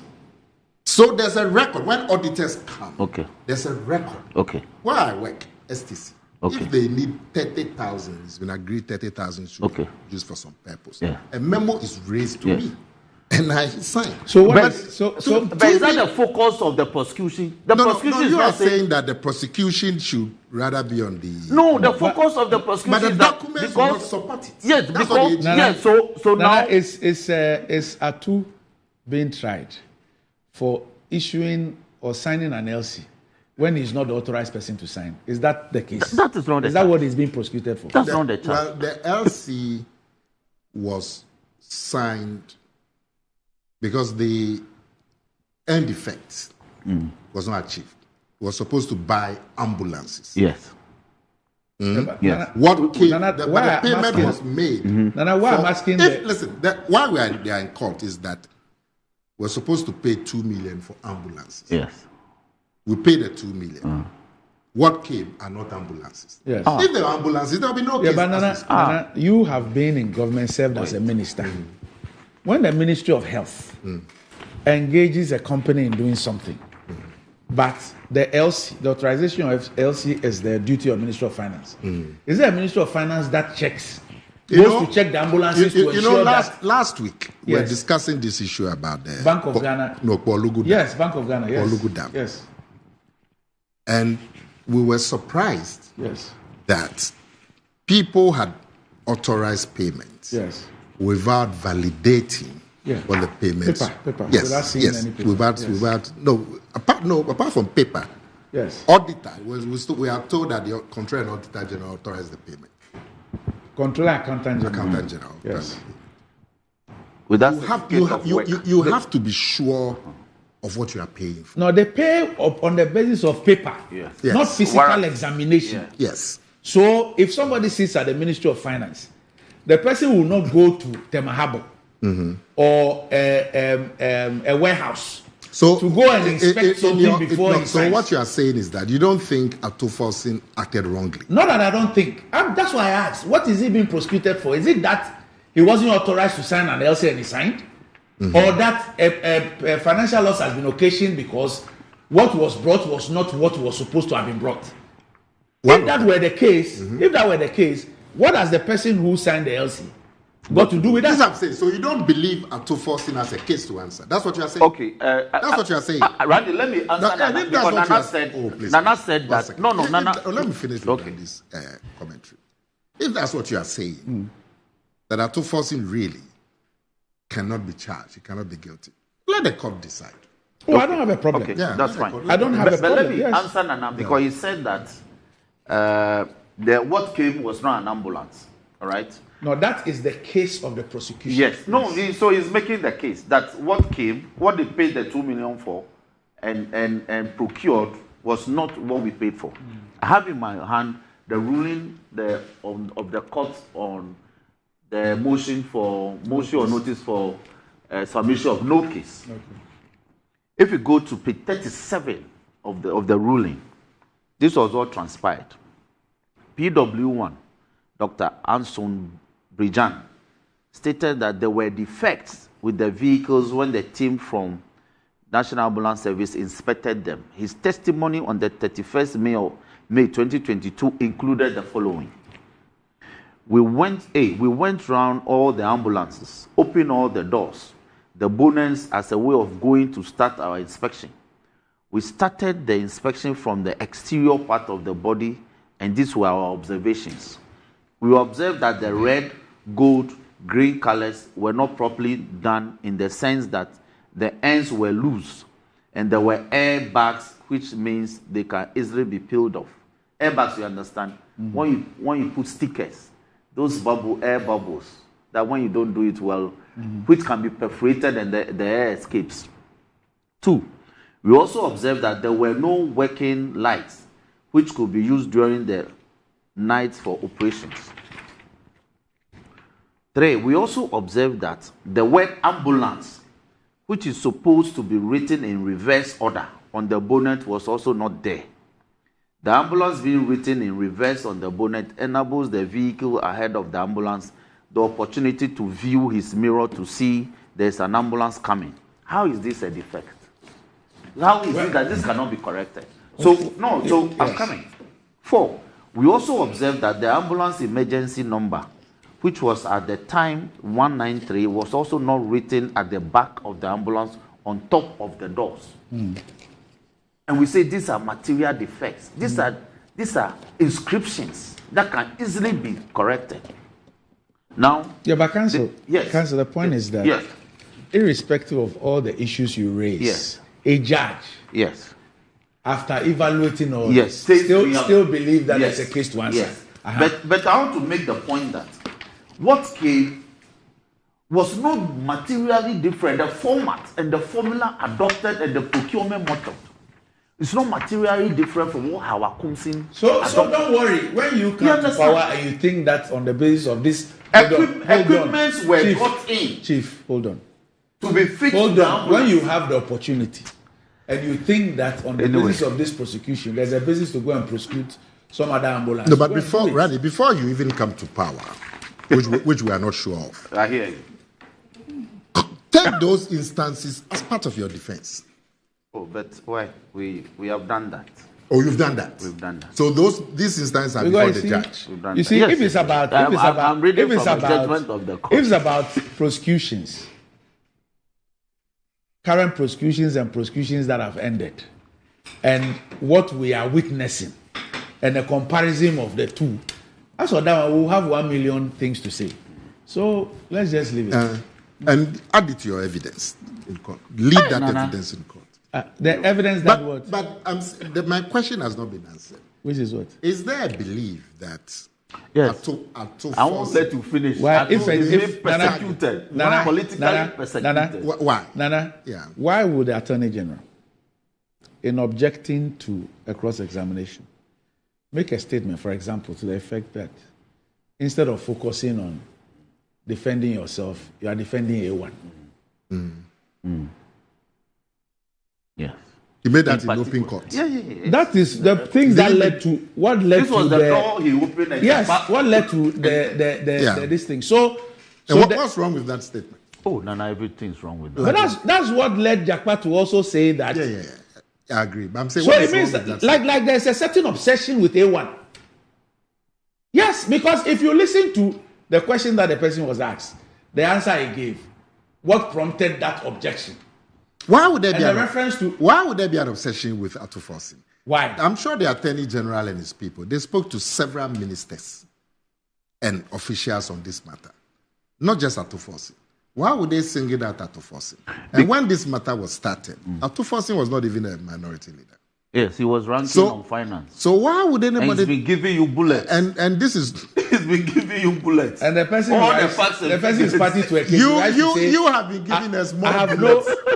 The person writes and says that... The person writes and says that I have no objection to somebody's plea of bargain. You write that to... are you asking for a plea? Clarify it if you're asking for a plea bargain. Yeah.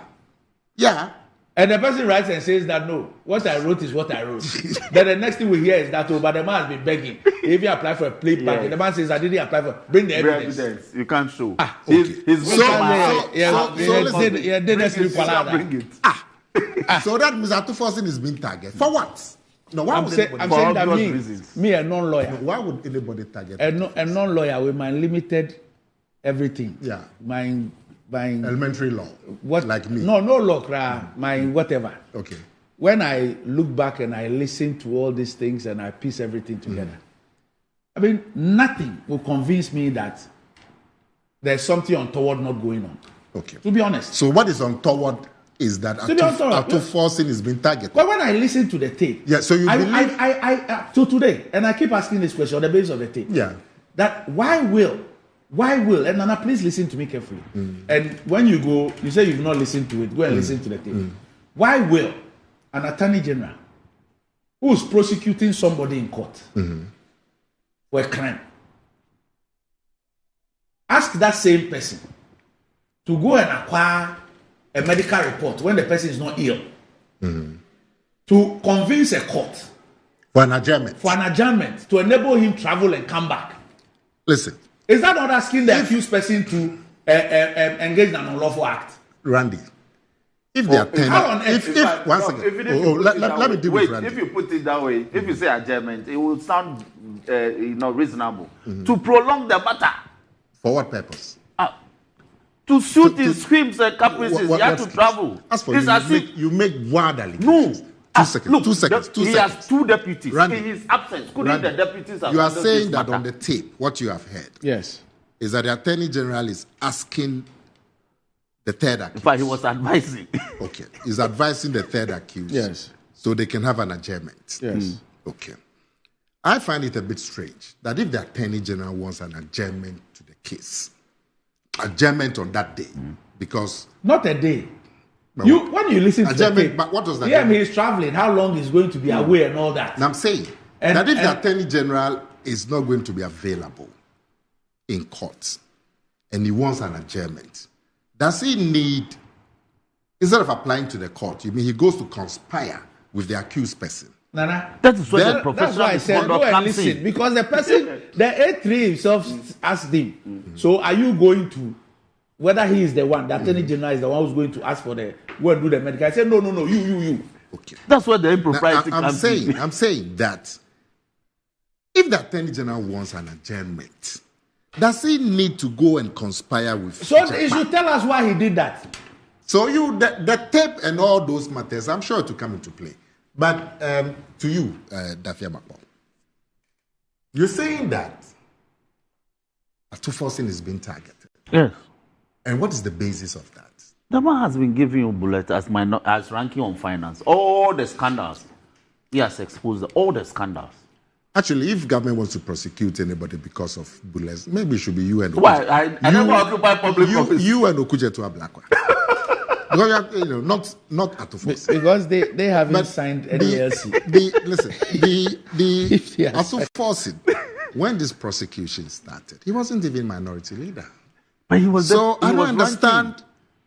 Where all the scandals were exposed. Chief. How many ranking members do you have in Parliament? You must be a ranking member. No, I'm not. You are not? I mean, I'm a common floor member. You are not a ranking member. But I'm a hard one. But how many ranking members do you have? About 20 or 30. Gentlemen, we need to. Isn't it? No, we have about. We need to. 45. I need to you say have a big. 40, one second. You have 45 ranking members. Yes, committees. Why is Atufosin alone being targeted? You think that he's the arrowhead? Let me say a big happy birthday to Mr. Daniel Esiedu. You know, he's the managing director of Omni Basic. For some reason, I still call him Daniel Esiedu of Zenith. You know, he did such a marvelous job at Zenith Bank. Yes, Daniel Esiedu. Today is his birthday.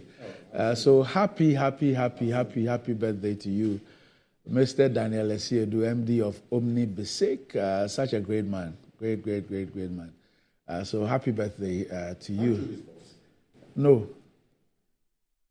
He's my boss. Oh, he rather is your boss. Yes. Okay. Right? So there's a boss. Mischief detected. Now you know I'm a very. I don't know if he humble worked man. at KGB or something. Where? This man. He has this conspiracy thing in his head.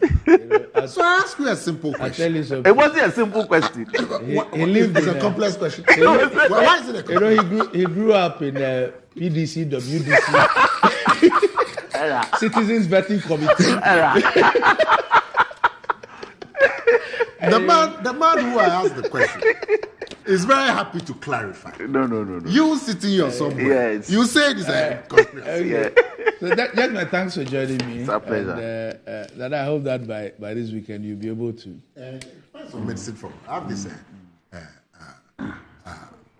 But you have about 50 doctor friends, specialists. Well, I don't have a doctor. I don't have a personal doctor. I have friends. If we meet, we chat. But this cough has been there for like a week and a half. Okay.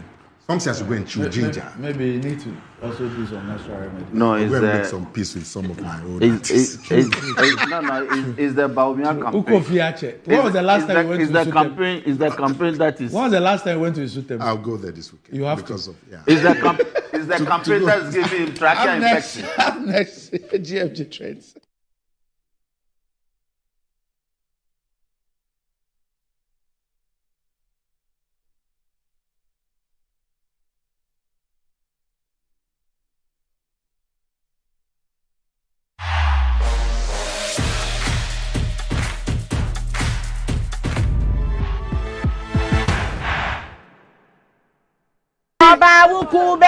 Customer. Nada bena minka me twa papa. Me twa 10 Ghana. 10 Ghana. 10 Ghana cedis. Na no dia, send na obenya. 10 Ghana cedis no.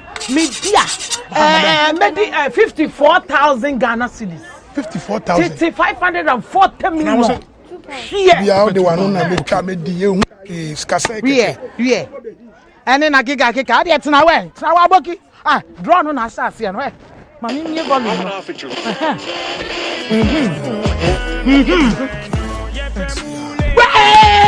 Customer.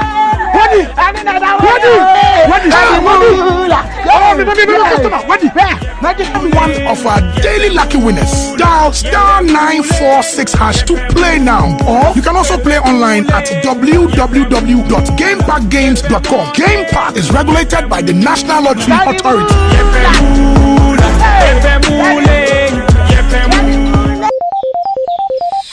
Walambo! I asked him to buy me original politics. Hey, please don't make mistake. Talk to Papa. Open the back man. Any politics no girl. Yeah, Papa. Papa, can Robo? The politics is original. The first and the best. What is? Ukota also pay dear acrobat to use it. Politics, yes.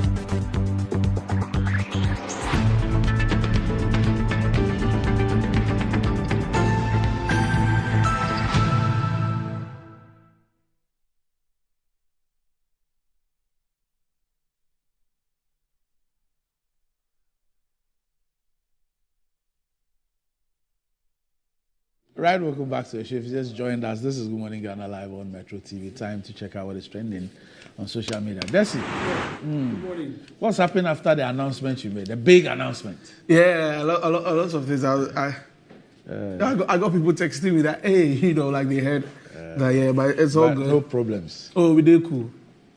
Problems day by day cool. Problem no day. Okay. So like everything day cool. Okay. We thank God. We're all set and ready. We thank God. If there's a problem, call me. Yes, sir. We'll find a solution. We'll find a solution too. But for that, there's no problem. Anyway. Maybe I'm soon Oh yeah, I didn't see that. I know. All right, so let's talk about the moment where dance has become like a big thing for us, and there are two young women doing some great stuff, ladies. Afronita and Abigail, and they've qualified for the finals of the Britain's Got Talent show in the UK yesterday. Everybody was talking about it. So you see that on your screen when they acting between. Well, she's been away for a while. Yeah, right? she's been away. So she went away for the initial auditioning. The auditioning. And then came to Ghana, did a few things, and then went back. So yeah, and she started a dance academy thing for the kids. We should all be very proud of her. Yeah, definitely. I think she's done extremely well. Definitely, we are. But one thing that we are not proud of is Doomso. Oh, no. Hey, that's what. So I was doing press and all, then the lights went off. Who? Madam Esla. Did she curse anybody? Okay. In the past, she said that anytime the light goes off, she gets this year, okay. This one, did she curse anybody? This one, she didn't. Straight. But last night, they gave me those. Yeah, I had lights out before the rains came down. But yeah, they just on the lights out. Anyways, the Doomso demo is coming up very soon at the University of Ghana campus. So it's Saturday, right? This Saturday. No, I think so. I missed out the date, but yeah, we'll all be part because light out in the MWA, it's not helping us. The worst case is that the price of diesel is also gone up. So even for those who have generators. Crazy, you cannot even do that. But anyway, Doc, you know Awache? You know the people who say Awache? Is it not the people we are going to marry? Yes. So some guys say it dropped from Kumasi. I lived there, so. They say it dropped from Kumasi Camera and they go find Awache by. Straight. Say 35 is. Any people are 35, I say share. He's taking pass back. 35 Ghana. I say Kumasi, where we thought 5 cities, Keuro. This is Accra price. This is Accra price. Let's listen to him. They say, Anopeya na mitri Kumasi ababedu Accra. Na chama sa makra ha say dem dey 2 hours pra nya me o. So 2 hours ti minya me ha. Na cha sa dum bi na asom so. Hey, dabi o. Masia free VIP normal o. Na me kwa kochi mesi. Machi mesi normal na se na. Ma me ko pa aduani bi na me nya dey. Mi ndi e ho na me ko sa side say. Awache bi si o chama. Mami awache ni yesen o say 30 35. Hwe anopa we. E dey adwuma na man 35. And I'm saying that auntie what said there. Maybe anybody, my meeting family. Me family, I'm so free service. Niamano, and no nama. Kumasi Timito, I watch 5 series. 5 series. No catches on Sanyamano, 1 series, no Ubenya, salad, Italy, and it's our 5 no. I know so what salad, no 3 series. Salad 3 series, Italian or 2 series. Hey, love you. 2 hours, Pranya, me have it, and besides, Kosiano, Kumasi, 2 and 5 series. I have one, okay, I say, and I'm what a bag of fruit VIP.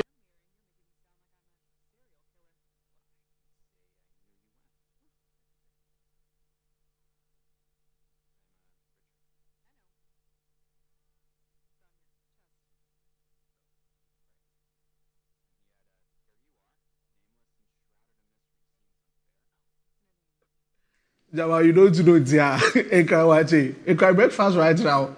Kenke Kra 25 cities. So when you go to Kumasi yes, in the mornings, there's a place around Bantima. It's called Mango Down. Some of them say Amango Down. Amango Down. Yeah, Mango Down. Yeah. Yes. Okay. There is Awache there.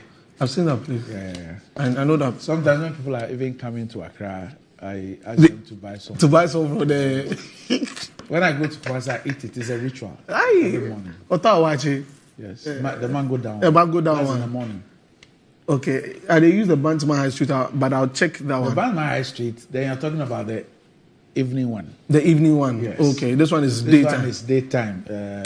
Mango Down or a Mango Down. And you know how they say Willie? Kehuru. Kehuru, yeah. You know, that was in Kumasi that I saw, the first time I saw people put pill charts. You mention things by the brand names. Yeah. So Geisha is a brand. Yeah.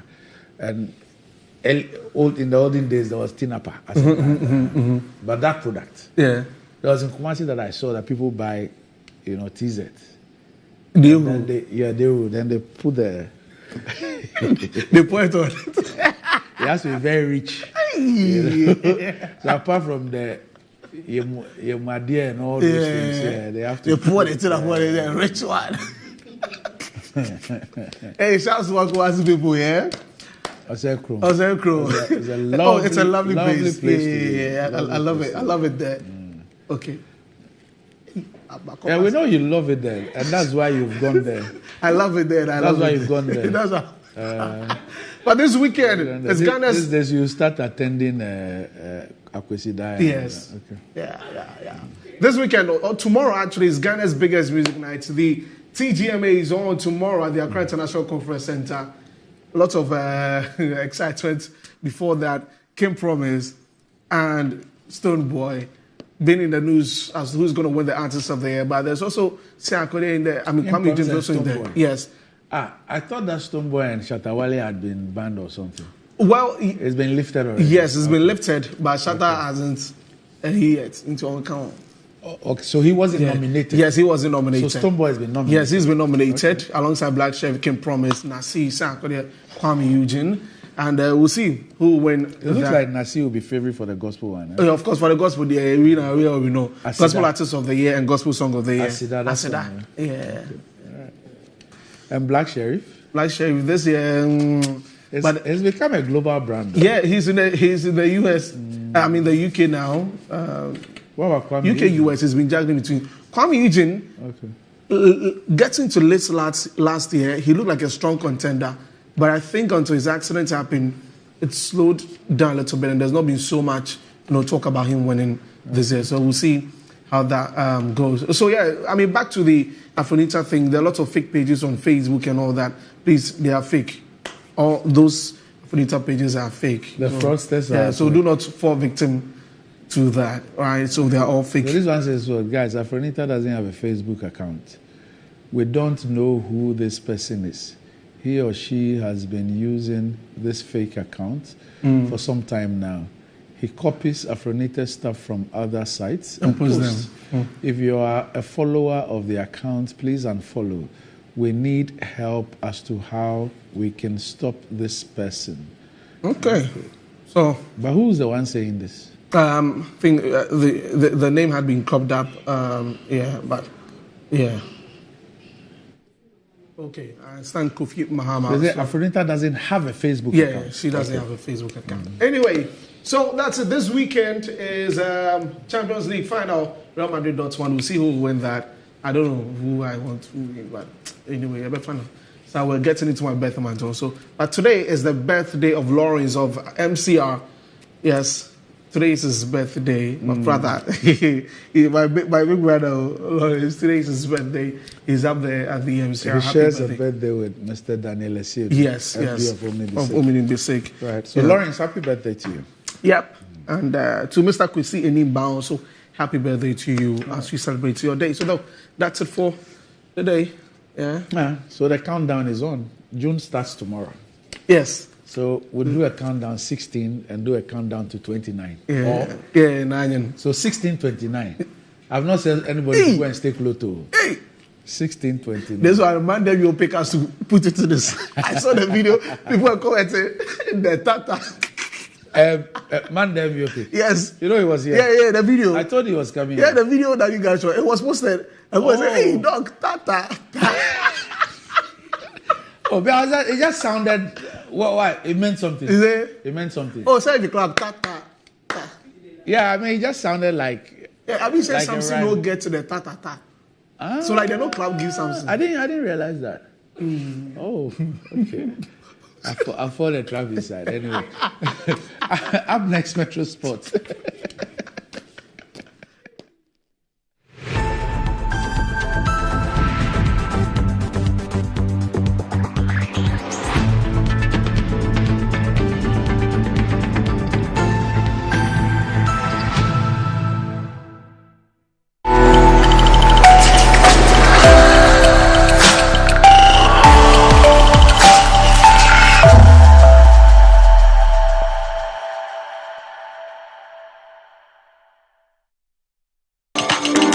Brace yourself for pageantry, reality, and entertainment. It's the ultimate celebration of beauty on the Miss Gorgeous Beauty Pageant and Reality Show. Prepare to cheer up and vote for your Beth Month delegate to victory. Miss Gorgeous, dare to